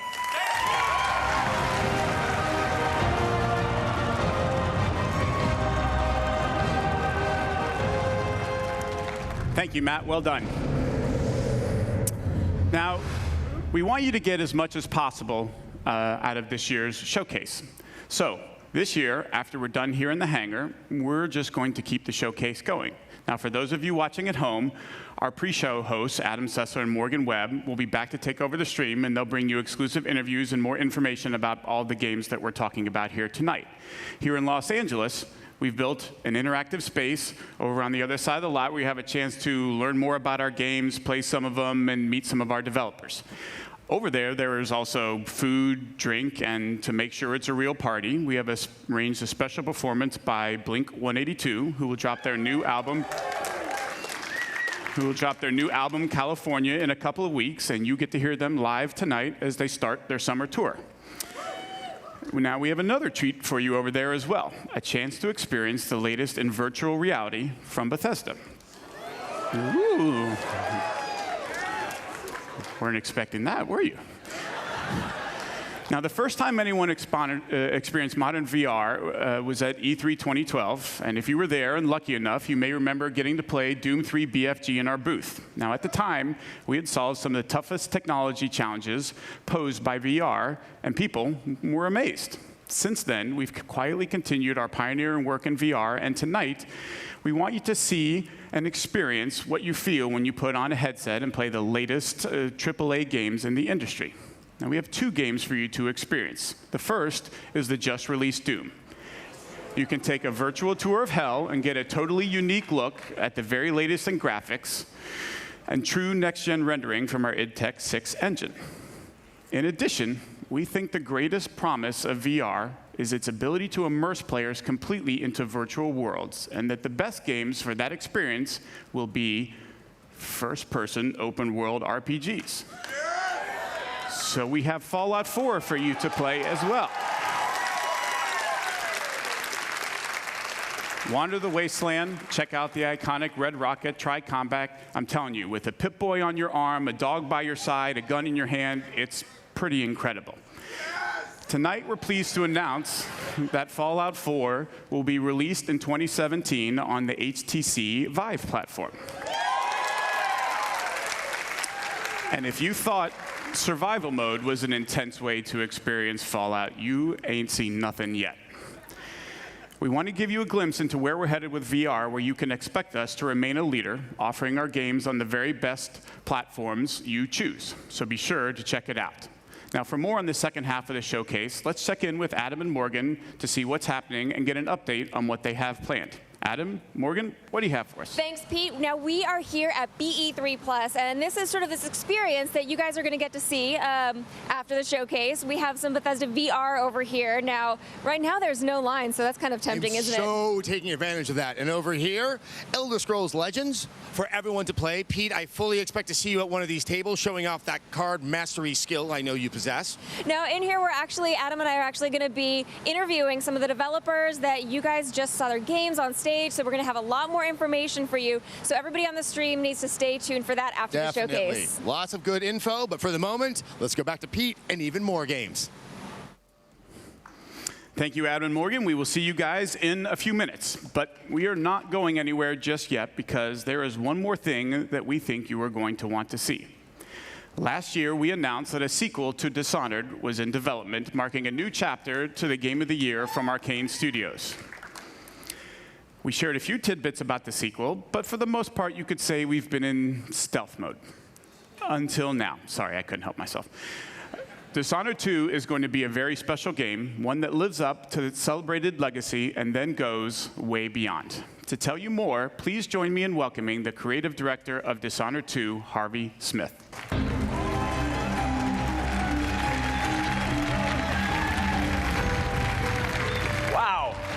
Thanks, Pete. Hi, everybody. In Dishonored, you play a supernatural assassin in a steampunk city. The game blends combat, stealth, and mobility, giving you many different pathways and approaches. When the original Dishonored was released in 2012, you embraced the game and made it your own. You discovered moves and combinations of powers that we didn't even imagine. We were thrilled by your passion for Dishonored, and we were humbled by the success of the game, which won more than 100 Game of the Year awards. At last year's E3, we announced Dishonored 2. So tonight, here with all of you for the first time, we're going to show you the game.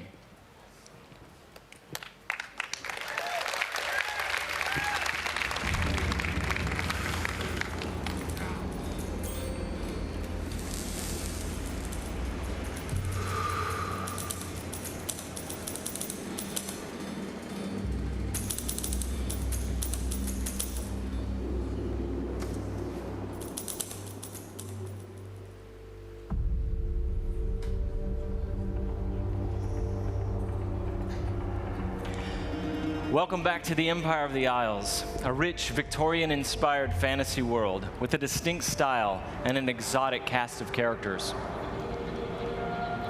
For Dishonored 2, we wanted to explore a new location, Karnaca, the Jewel of the South.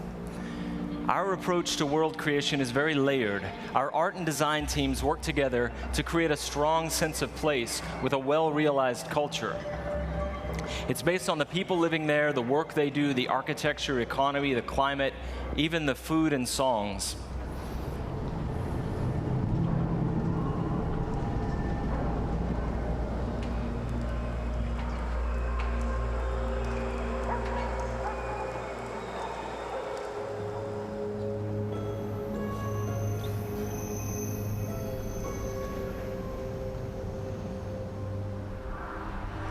In order to bring Karnaca to life, we've created a custom game engine designed to support our signature art direction and level design. We wanted Dishonored 2 to resemble a painting in motion, so we've given considerable thought to our lighting and the way it plays across every surface. We've created custom tools to support the interruptible, real-time narrative scenes necessary for a stealth simulation. And the same is true for our approach to audio, both in terms of atmospherics and stealth gameplay. All of these details make Karnaca more vivid thanks to our new technology, which we call the Void Engine.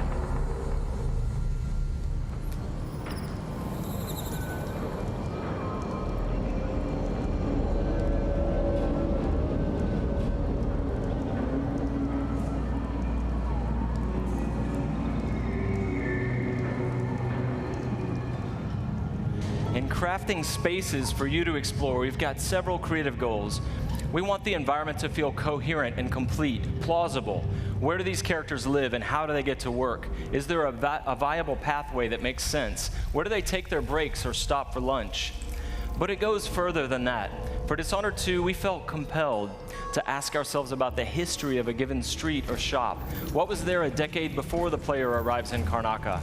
Often you can see the layers of history, watermarks on the wall from past floods, peeling posters and advertisements from years ago. We want every market, every alley to tell a story and to offer you the chance to see something novel or intriguing.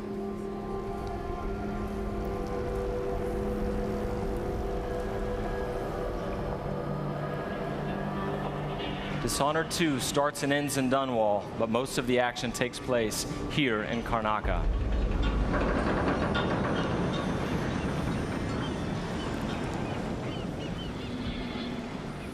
All right, there you go, your first look at Dishonored 2. Thank you.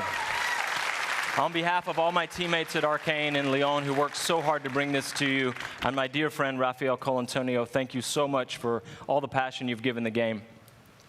In the first Dishonored game, you played Corvo Attano, falsely accused of killing the Empress, the woman he loved and was sworn to protect.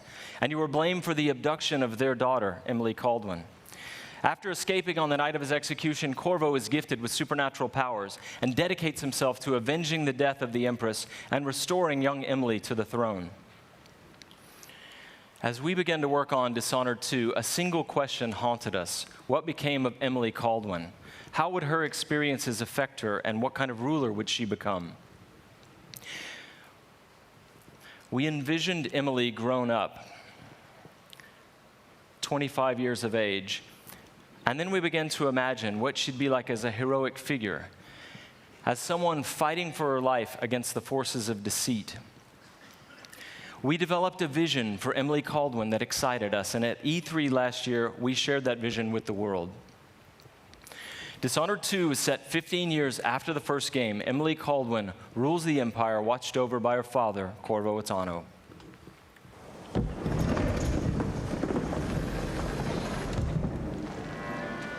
All hail Her Imperial Majesty, Emily Caldwin. Loyal subjects, we're going through a difficult time, but today we honor my mother, the late Jessamine Caldwin. May her memory survive through the ages. Emily. You look tired, Father. Every year, I think the anniversary of Jessamine's death will be easier, but it never is. I wish Mother was still the Empress. I don't think I'm very good at this. You're still learning. Don't worry about the rabble-rousers, and we'll catch the Crown Killer, eventually. People are saying it's you, that these assassinations are a misguided effort to protect me. No, someone's trying to make us look guilty by targeting your enemies. I wish I could just run away from all this. Sometimes you do. You think I don't know about your nights out on the rooftops? Courage. The ceremony will be over soon. Royal Protector and Father. I should have passed a law against that combination of titles years ago.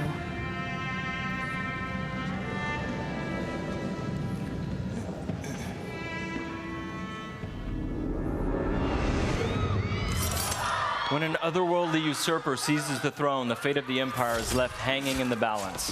Dishonored 2 offers you the choice of playing as Empress Emily Caldwin or the Royal Protector, Corvo Attano. Emily and Corvo are both fully voiced this time, with their own perspectives and emotional responses to the events transpiring around them.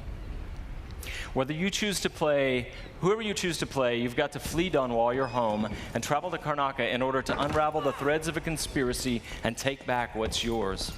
I've gotta get away. I should talk to the captain of that ship.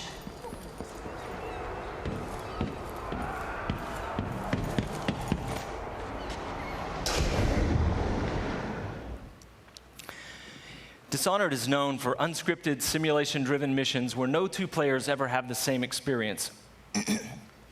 There are many pathways to explore as you penetrate well-defended locations, numerous ways to find and eliminate nefarious targets. In crafting the missions for Dishonored 2, we've put a much greater emphasis on big, interesting themes, either from a gameplay or fictional standpoint, making each mission a wildly unique place to explore. I'll explain a little bit more about that. Today we're going to show you the Dust District, an industrial ruin ravaged by terrible storms that hit at random intervals. In the Dust District, a militant religious faction called the Overseers is at war with the Howler Gang. The leaders of both factions are trying to take each other down. You can side with the Overseers or the Howlers or neither. There are many ways to complete the mission. She'll tell you more. I'll wait here in the skiff and take you back to the dreadful whale after you finish.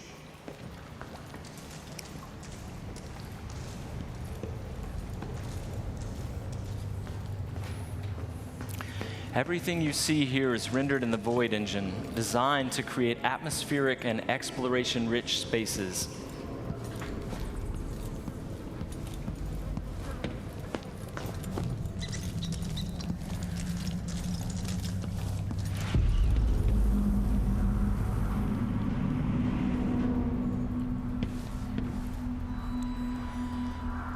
To reach our target, Vice Overseer Byrne, we've got to get past a Grand Guard checkpoint sealed off by a wall of light, a cruel security device reinstated by the Duke of Serkonos. Orders from the Duke. We're losing too many people. Good soldiers blinded by that hallucinogenic powder the Howlers used, then stabbed to death or dragged down by the Abbey's hounds. One young lieutenant got hit by an Overseer grenade. That was it. With one of the Duke's distant cousins or something. Shit. Let's hope they do enough damage to each other so the fight goes out of them. That won't happen until someone manages to kill either Paulo or Vice Overseer. We've made much greater use of vertical space for Dishonored 2, encouraging players to explore the rooftops above the streets. Dust out of my ears.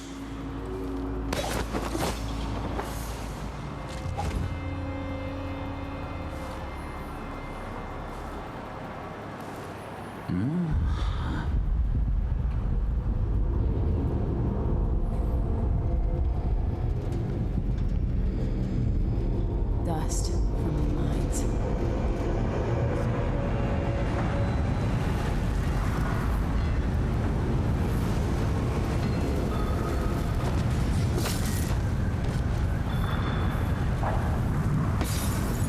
The storm alters visibility for the AI and for the player. A random storm hits and Emily comments on it. Many of the security devices in Dishonored 2 are powered by wind, a unique feature of Karnaca, so here we're switching off the windmill to get through the wall of light. There'll be a lot going on in this next fight. Drop attack, guards climbing and vaulting, combat choke, and Emily using far reach to pull an explosive whale oil tank toward her from a distance.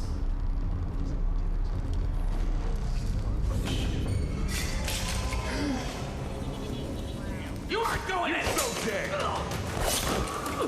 Let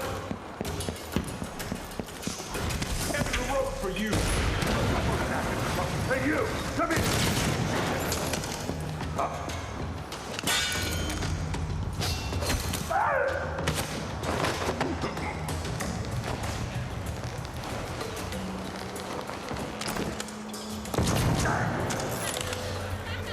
All right, let's jump forward closer to our target, Vice Overseer Byrne. The Overseers are fighting the Howler Gang for the hearts and minds of the people of Karnaca. What happens here will influence Karnaca's future and the endgames. The champion, the eyeless. The Vice Overseer hasn't shared his plans with me. He's upstairs now, so I assume we'll learn something before long. Here we're going to use Emily's Mesmerize power to lull a group of Overseers into a stupor, evading combat altogether. Mesmerized, they won't notice Emily or even remember that she was here. There you are. I feel so empty right now.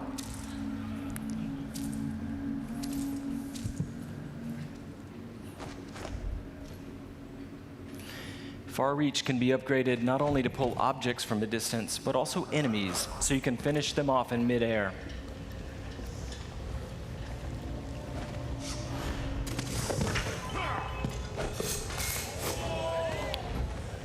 This time, all of Emily's powers, which are new, and all of Corvo's can be fully upgraded using entirely new skill trees, giving you the ability to customize more deeply. If you're new to the Dishonored series, it's all about options and exploration, playing at your own pace. The game has many different pathways through each mission, and also different approaches, stealth or combat, lethal or non-lethal, and a wide array of supernatural powers that will dramatically change the experience as you play. We're very close to Vice Overseer Byrne's office now.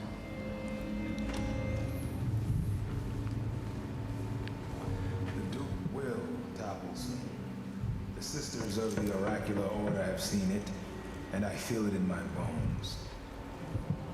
So this stalemate with the Howlers must be resolved. Byrne is giving a briefing using a projector.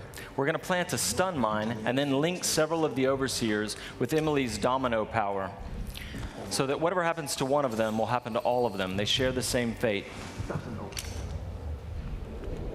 Died trying to break Paolo. We suffered fatal injuries. Somehow he comes back the next day to fight again. Whatever witchcraft he has. Switching off the projector will attract Vice Overseer Byrne's attention, and when the mine affects one Overseer, it will affect all of them. Go check, brother. Right away.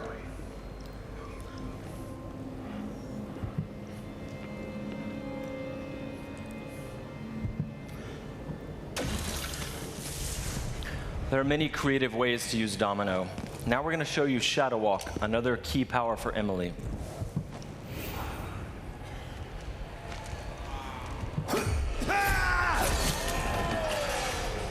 Shadow Walk is useful for stealth and combat. You saw it in the announced trailer that we made for the game, and you can fully use it in the game. Like all the powers, it can be upgraded in a variety of ways. With Vice Overseer Byrne out of the picture, the leader of the Howlers will owe Emily a favor, and that's just one way to complete the Dust District mission. Before closing today, we want to demonstrate another signature environment from a mission called A Crack in the Slab. It's another example of the missions in Dishonored 2 and how they're built around big, interesting themes. This mission takes place in a ruined manor that's been sealed for several years. At the start, the outsider appears and explains that reality was warped inside this place after an occult event. Your supernatural powers won't work inside the manor, and even time behaves strangely, allowing you to travel back and forth between the ruined present and the past when the manor was lavish and refined.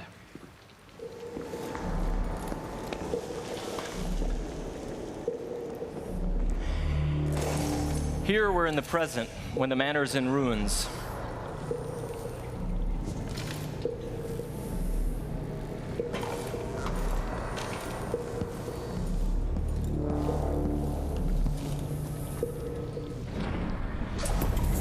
Now we've moved backwards, years into the past, when the manor was still inhabited and guarded.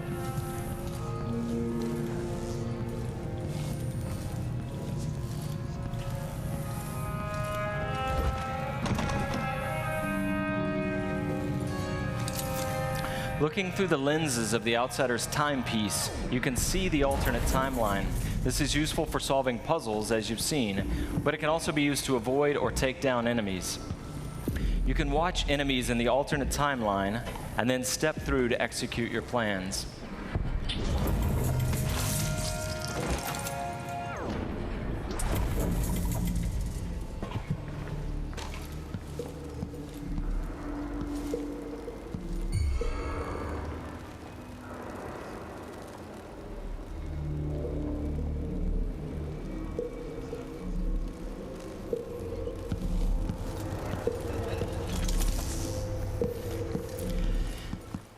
We hope you're going to love the game as much as we do.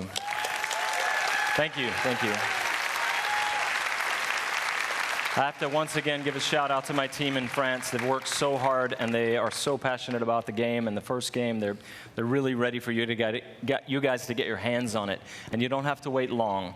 All of you can leave your mark on the Empire of the Isles because Dishonored 2 will release on PlayStation 4, the Xbox One, and PC November 11th, 2016.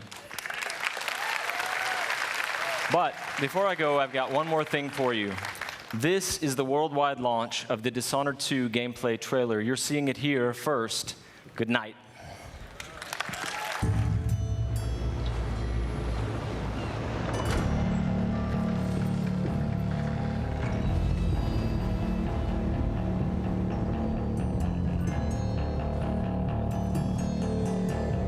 Walk on, gold dust woman. Take your silver spoon and dig your grave.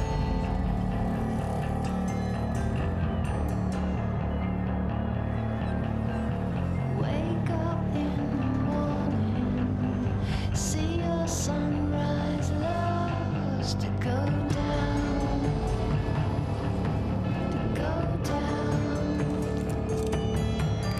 Did she make you cry, make you break down, shatter your illusions of love? Tell me, is it over now? Do you know how to pick up the pieces and go?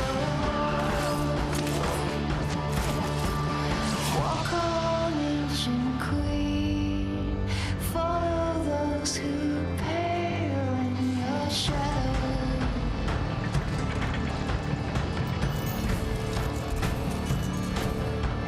Rulers make bad lovers. You better put your kingdom up for sale. Up for sale. Did she make you cry? Make you break down? Shatter your illusions of love.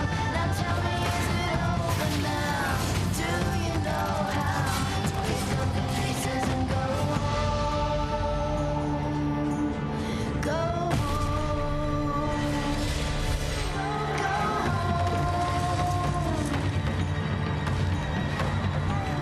Pale shadow.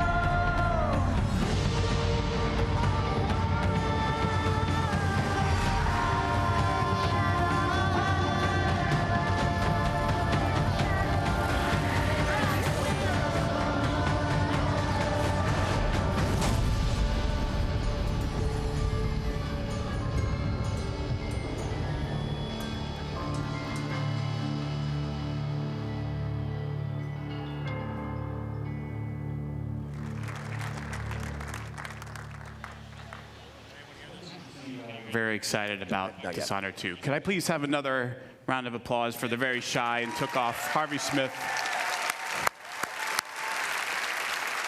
and everyone at Arcane Studios. Those guys are fantastic. They've been working their butts off. Now, one of the things that Dishonored fans have been asking about a lot is whether or not we're going to do a collector's edition. So tonight, I'm happy to confirm that yes, we will be doing a limited number of Dishonored 2 collector's editions.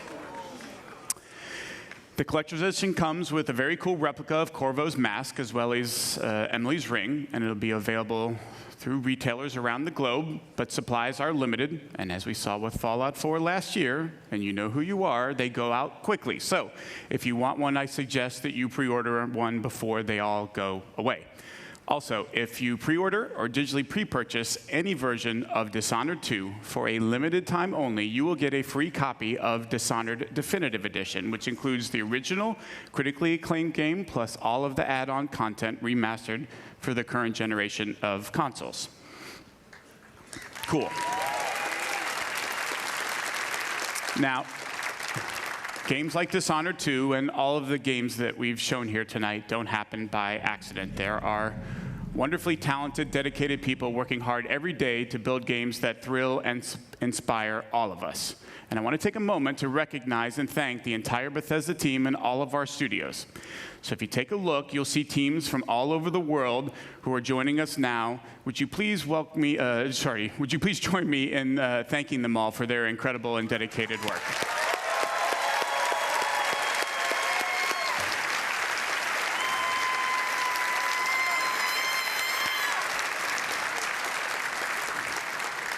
Thank you very much. That was great. So, from Quake Champions to Dishonored 2, from The Elder Scrolls Legends to Prey, plus all of the new content for Doom, The Elder Scrolls Online, Fallout 4, and Fallout Shelter, and the latest in virtual reality gaming, it should be another big year for Bethesda. Now, this has already been a great night, and we want to commemorate this moment and give you guys something special to remember it by. So for all of you here in Los Angeles, when you leave tonight, you'll get a special T-shirt.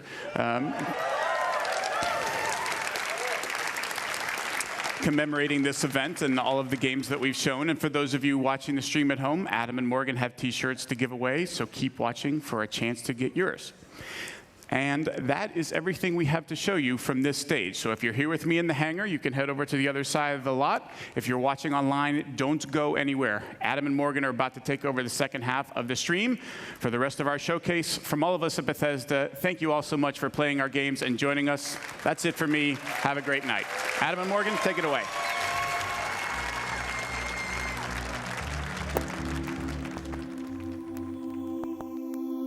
All right, as has become tradition at these electronic triples, Bethesda came out with a real barn burner. Let's get right into it. I think the Q word had just left my mouth on the pre-show, and then they just started the show. Oh my God, Quake is back. Quake is back. Quake. All right. It looks awesome. Quake Champions, that's what they're calling it. Yeah. For a hot second, I was real worried they made a Quake MOBA. That champion word's got like a bunch of weight on it. Yeah.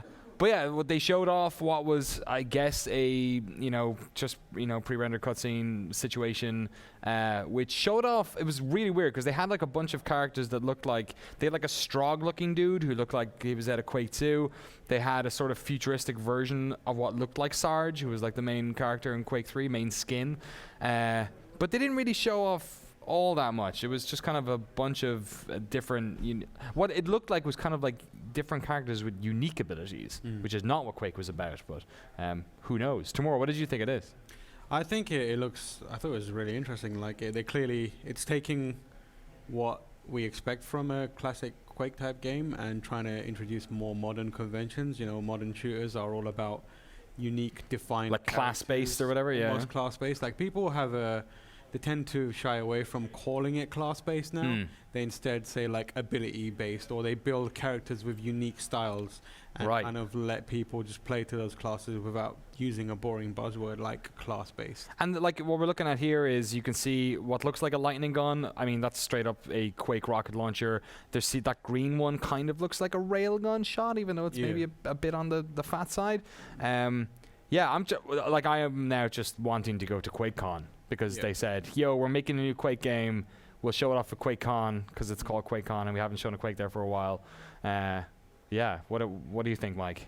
Yeah, it looks awesome. I mean, like, just the fast-paced gameplay. Like, I mean, Doom, like, you've been talking about Doom a lot lately, and Doom single player was great, but also Doom's multiplayer leaves me wanting more. Yeah. And this seems like that could fill the gap. Like, it totally makes sense now. Yeah. Why they didn't do an arena shooter in Doom. Yeah. Because they're like straight up doing it here. Straight up doing Quake, yeah. I guess. Yeah, really interesting, like different abilities there. There was sort of like a weird blink mechanic. One of them had almost like, I mean, it's funny, right? Everything we talk about now is Overwatch. Overwatch. That's like the touchstone we have. Framework now. Right? So like Widowmaker's like, wall hacking basically. There was a character who had something like that there.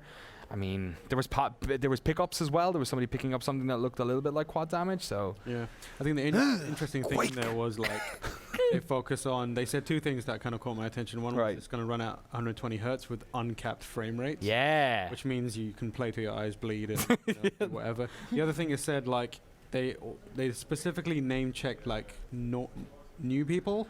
Yes, they did. Making it like easy to get into. Yeah. Overcomplicating it. Worried me a bit. Yeah, which is kind of like, what does that mean? I mean, on the one hand, a first-person shooter multiplayer experience in the style of a classic Quake game is simple enough for the newcomer to take care of. Like it's way harder to get in to a modern Call of Duty than it is to like Quake 1 or 2. Classic, exactly. Totally, even learn Quake 3 stuff within 5 to 10 minutes. For sure. But on the other hand, it could mean that they're trying to really like simplify it in a way that's different, because they are introducing abilities and stuff like that. Yeah, well, it looks like it anyway. Yeah, so I just want to watch this trailer over and over again and like break it down, figure out who's who and what's what, because there's so much little. Like that guy looks a little bit like Sarge to me. We'll see. No, This I guy bought looks as like well. a Strog. I don't know. We'll have to wait and see. Well, I guess we'll find out soon enough, or QuakeCon later this year, some more about it. The final piece about this, tomorrow you said Saber Interactive are working on this? Yeah, it looks like Saber Interactive, who developed Time Shift and have since done the Halo Anniversary Edition. Yes. Are working on this game in some capacity alongside id Software. Which, I mean, Saber have done good work in the past, Time Shift notwithstanding. Well, Halo Master Chief Collection's online connectability notwithstanding. Yeah, but in terms of like creating, first-person shooter experiences, they're pretty good at putting that stuff together. As long as id Software can, fill in the cracks, which they tend to kind of leave around, it should be a good experience. Yeah. But it also means, because it is Saber Interactive with id Software, it means Battlecry Studios doesn't appear at all, which means nothing from Battlecry Studios at all today. Who knows whether they exist anymore? Yeah. We thought maybe they could be contributing to another project. Maybe they're doing that on other stuff quietly, but there was no mention of Battlecry Studios at all, or Battlecry the game, which means it might have quietly just been. We'll have to see. Yeah. It's got this real deep Quake lore. That guy kind of looked like Anarchy, who is the guy who goes around on a hoverboard in Quake 3. All right. He kind of looked like Anarchy a bit. Maybe that's Anarchy. All right. Quake. And then that was like the perfect cold open. Right. With the text, and then it was just Quake. Boom. Boom. Trailer. Yeah, I saw that rocket launcher and I was like, no. Perfect. All right. Bethesda did it again. Talk about a different game, because otherwise I'm gonna make a mess. All right. Fallout 4, they spent most of last year talking about Fallout 4. They spent a decent amount of today's talking about both Fallout 4 and Fallout Shelter. And in a weird way, they're kind of turning Fallout 4 into Fallout Shelter and turning Fallout Shelter into Fallout 4. Let's talk about the Fallout 4 stuff first of all. You can now build shelters and run experiments. Build vaults. Vaults. And also put so this is actually the first thing they showed was the contraptions workshop, which was what we talked about in the pre-show that was leaked, and that poor Xbox user had their account deleted or shut off. So this is weird because it's like some conveyor belts, some sort of Rube Goldberg machine. You were saying, Mike? That's what it looked like. That's so funny. Yeah. Oh my god. And then they went into the next section, which showed off you straight up building vaults. Which is what you do in Fallout Shelter. Yeah. You build the vault and then you fill it with people and you make them do things. And you can experiment on your vault dweller. Can you make them have like two rock? Whoa! I almost said something dumb there. Two stallions, male stallions, like you had in your Fallout Shelter, impregnating all of the female vault dwellers. I got some real high stat babies after that. Right. It was worth it. It was totally worth it. Maybe mod support for that sort of stuff. That would be interesting because you'd essentially be colony building, and it's Fallout Shelter in Fallout, but now they added quests and right. Yeah, so the Fallout Shelter stuff then is that you can now leave the vault to go on quests. You can meet up with different vault dwellers, like bring them in, but you actually find them now. Yeah. There's like buildings. What did we see? Was there like a red rocket kind of thing? Yeah, they went into another building or another area and kind of like moving around in it. Those two games are converging. They're starting to morph into the same kind of. I mean, that's fine. They're gonna send. We could do that before. But we can actually go along with them. Was that a husky? Oh my god! New locations, new combat stuff in it as well. Pets. New enemies, rad scorpions, all up in your grill. New combat system there as well. I wonder if they added VATS. Is that the Pope? I don't know. It's weird, man. And now it's coming to PC. And also coming to PC. Yeah. It's real weird. Maybe Fallout 4 is coming to mobile. I don't know. This is happening next month as well. So it's coming to VR. It is. Right. Almost got it. Let's talk about. So close. Give me a hot second. I'm freaking out here. My laptop's going to get powered off. So we were also talking about virtual reality in how like Ubisoft are tackling it, how EA might be tackling it. And we talked about it in the pre-show. Would Bethesda dip their toe? Dip their toe. I mean, they're straight up like sounds like swan dive. They're like into the pool, and they're flying the flag of the HTC Vive. It seems as well. Yeah. So what did they announce, Alexa? Fallout 4 VR, yay! And then Doom. Right. if you want your eyes to bleed even harder. I mean, the only way a Doom experience could get more metal at this point is if you're actually like eyes are bleeding and you're throwing up on yourself as you play. So it's the definitive Doom experience. That is Like how you play. Doom is a game where you turn around very fast a lot. So I'm not really like it's great that they've done it. It's like probably going to be impossible to play the game with it, but I like that a lot. But what we also saw was that late next year, they gave some sort of date for it. I think it was maybe March of 2017, was it? The HTC Vive Fallout thing? Yeah. So they straight up said the Vive. So, I mean, it doesn't look like, we should get Peter Brown on here, it doesn't look like there's much in the way of exclusivity when it comes to VR games. Sure. Most of them are coming out on all of them. But they only said 5. Yeah. Which is, I mean, that's the type of thing that makes you go to Steam and buy a Vive. Yes. Yeah. Yeah, I mean, it could be part of a partnership deal, like timed exclusive thing, like Valve or whoever saying, you know, we'll help you out initially with promotion, that kind of stuff, and then it comes to other places. I wouldn't be surprised if it shows up in multiple places. Yeah. It could have something to do with Microsoft do tomorrow. Because, well, actually, no, they're down with the Oculus stuff, aren't they? Yeah. God, yeah. So that probably throws out any. Maybe that's why it's like the opposite of that. Maybe they're saying, hey, you know what? Microsoft might be showing off an Oculus partnership tomorrow. Don't expect Fallout to be in virtual reality on that platform, perhaps. Maybe. Maybe I'm reading too much into it. And the Oculus kind of ecosystem is, despite what they say, quite closed at the moment. They have their own app store and that kind of stuff.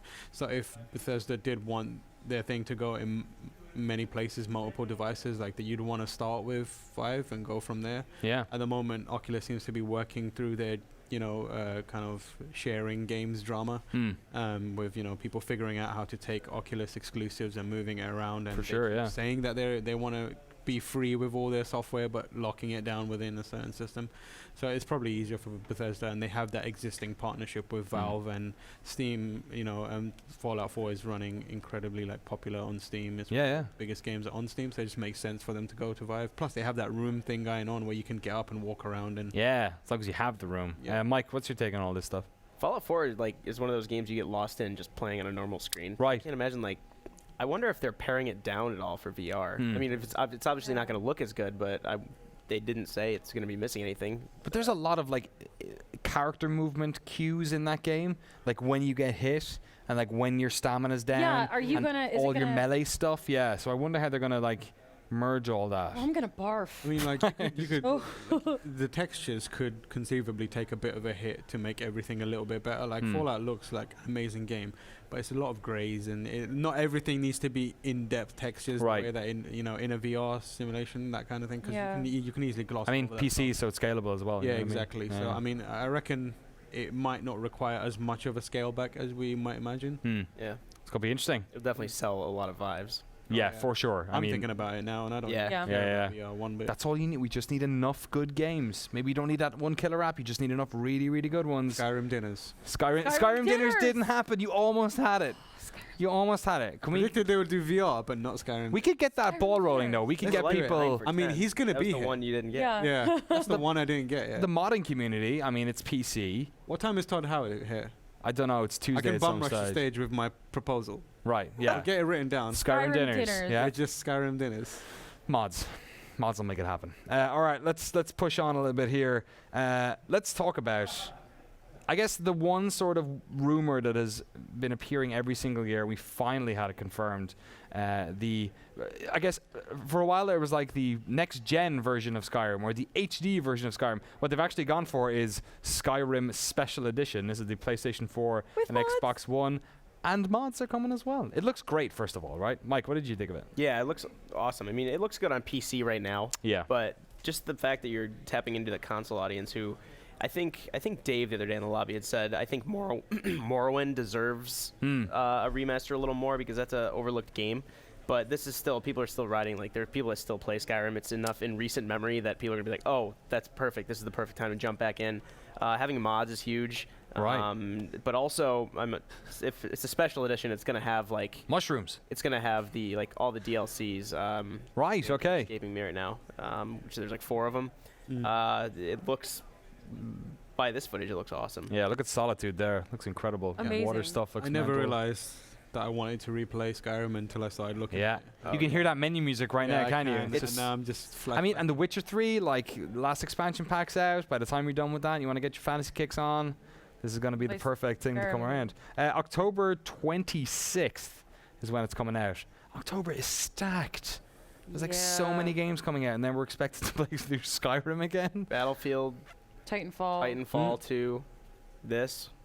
Many others. A lot of them. Else. I just know it. I can just see it. I can sense my Google Calendar is just like crammed full of games at the moment. So that's a very, very exciting one. And great that they finally have it out as well. It's been the worst, really badly kept rumor for a while. So like, it's done. Okay. Finally done. A little bit sad that we didn't see any other Elder Scrolls stuff. Yeah. We did. We saw the Elder Scrolls Online. We did see ESO. Accompanied by screaming stream lady. Yeah, you're right. There was one lady in the front row who had a little bit too much skooma because she was very excited. That whole segment was the most long-winded way to say hello. I still exist. Yeah. Like, do you remember we had a game? There was a surprising amount of people and there probably still are there in the Twitch chat and the GameSpot chat saying, "I'm only here." For like maybe they're trolling. Maybe they're all Bethesda employees. Now that I think about it, they're probably yeah. I thought about it for half a second, and actually, maybe. Like, this is the internet. They also actually showed off Elder Scrolls Legends, which I mean, I never got to find out what happened to the Moth Priest because the stream broke. During their presentation. They're just riding the. I feel like they're riding the Hearthstone Gwent fad. Yeah. Yeah. Which the Hearthstone's very good. Gwent is a little more shallow, but it's still good. I don't know. Well, yeah, we'll have to see tap into that. if the rumors of CD Projekt Red's standalone Gwent thing are to be believed. I mean, there's a massive poster outside. It kind of looks like it might be that Gwent. Literally is a Gwent card. So if it doesn't, I'm gonna be like, you wasted some money. That'd be like an expert level troll. All right, last but not least, let's talk about one of the, I guess, the more final-looking games we saw. Harvey Smith came on stage to show off Dishonored 2. They showed off what seemed like a little bit, and then actually just kept going. He showed a lot of gameplay. Tomorrow, talk about what we saw in that gameplay. So what we saw there was a mixture of what I saw when I was at Arcane, along with a few new scenes. So a lot of the new stuff was surrounding Corvo and Emily being the point where you choose them. So how it works is, like Harvey said, the game starts and ends in Karnaca, and the whole thing is, in Dunwall. Right. So in between, it's Karnaca. So the whole point of it is, like, as Emily, you have ascended the throne, and now you've been usurped. Pushed back to Karnaca, where you've got to figure out who's causing the kind of like revolt against you. Then you go back and reclaim the throne. So the inciting incident at the start is where you pick who you want to play as. And then we basically got a showcase of the scenes, the different like areas of the game, which looks stunning. Yeah, it looks and, amazing. Like, that was the Void engine at work. Like they've got some whole new crazy lighting stuff going on, which looks really nice. And we got like a showcase of Emily's powers. Corvo has changed. Based on what I saw. Corvo now voiced by Stephen Russell as well, the voice of Garrett from Thief, which like it's such a wonderful way of them saying, yo, this is where Thief ended up. Like, we're the new Thief. Yeah. so Corvo has changed, but a lot of it's like subtle tweaks to his existing abilities that make him a little more interesting to play. Right. Whereas a lot of Emily's stuff is where all the new stuff is, and we got to see stuff like Shadow Walk, which is a kind of stealth power that lets you get around in a way that's a little more sneaky, but obviously enemies will see a shadow moving around. So it's more like if you want to set up a strike. There was one called Mesmerize, I think it is, where you saw that obelisk thing appear, and it's basically like you put that in the middle of an environment, and anyone that sees it is like, what the hell is this all about? It's like a tear into a different dimension. And they just kind of gather around it and are like entranced by it. And then we also got to see the coolest power. I forgot the name. Domino. That's the one. So it's like you link a bunch of people together to kind of just link everyone in the game. Shoot them in the head. And like anything that happens to one of them happens to all of them. And they didn't show it here, but they showed it to me in my demo of it. So like if you link one person to a bunch of enemies and kill that one, they all die. But what you can do is Emily can summon a doppelganger of herself and then link that doppelganger to her enemies, and then she can just like plunge a sword into her own friendly that is doppelganger crazy and watch everyone just die. How do they stop people from like exploiting that? That's the point of Dishonored, right? They want people to figure out weird ways to break the system and figure it out, and just hope that they just hope that the kind of simulation is robust enough to either not completely fall apart or to accurately kind of respond to that in an interesting. I mean, like, this is Harvey Smith who worked on Deus Ex, which is the poster child for emerging gameplay, so more at it. Alexa, you were freaking the hell out when she brought out her, like, time fan. Oh, yeah, the time that was Shadow Walk, right? Where she was looking through Shadow Walk is the other one. This is some new power the time fan. Where it's now the time fan. And she had the time fan, and knowing that all of those powers exist, like Emily feels like she's really OP. Totally. But knowing that those powers exist and I have all of that at my disposal makes me really excited to play the game, because it means the game is going to put challenges in my way that will force me to find creative ways to use all those powers in tandem. So Look at this madness. This is just so freaking cool. Just jump back in time and then stab a dude and then jump back again. And then everything also looks beautiful. Yeah, it looks incredible. Yeah. And, looks like, the thing that I'm really looking forward to is if you go to YouTube now and type in like Dishonored 1 speedruns or full montages, the stuff that people are doing is just absolutely insane. And like with all these new powers, the things that people are going to come up with, it's going to be mind-blowing. You know, you need a certain level of predictability to AI and that kind of stuff.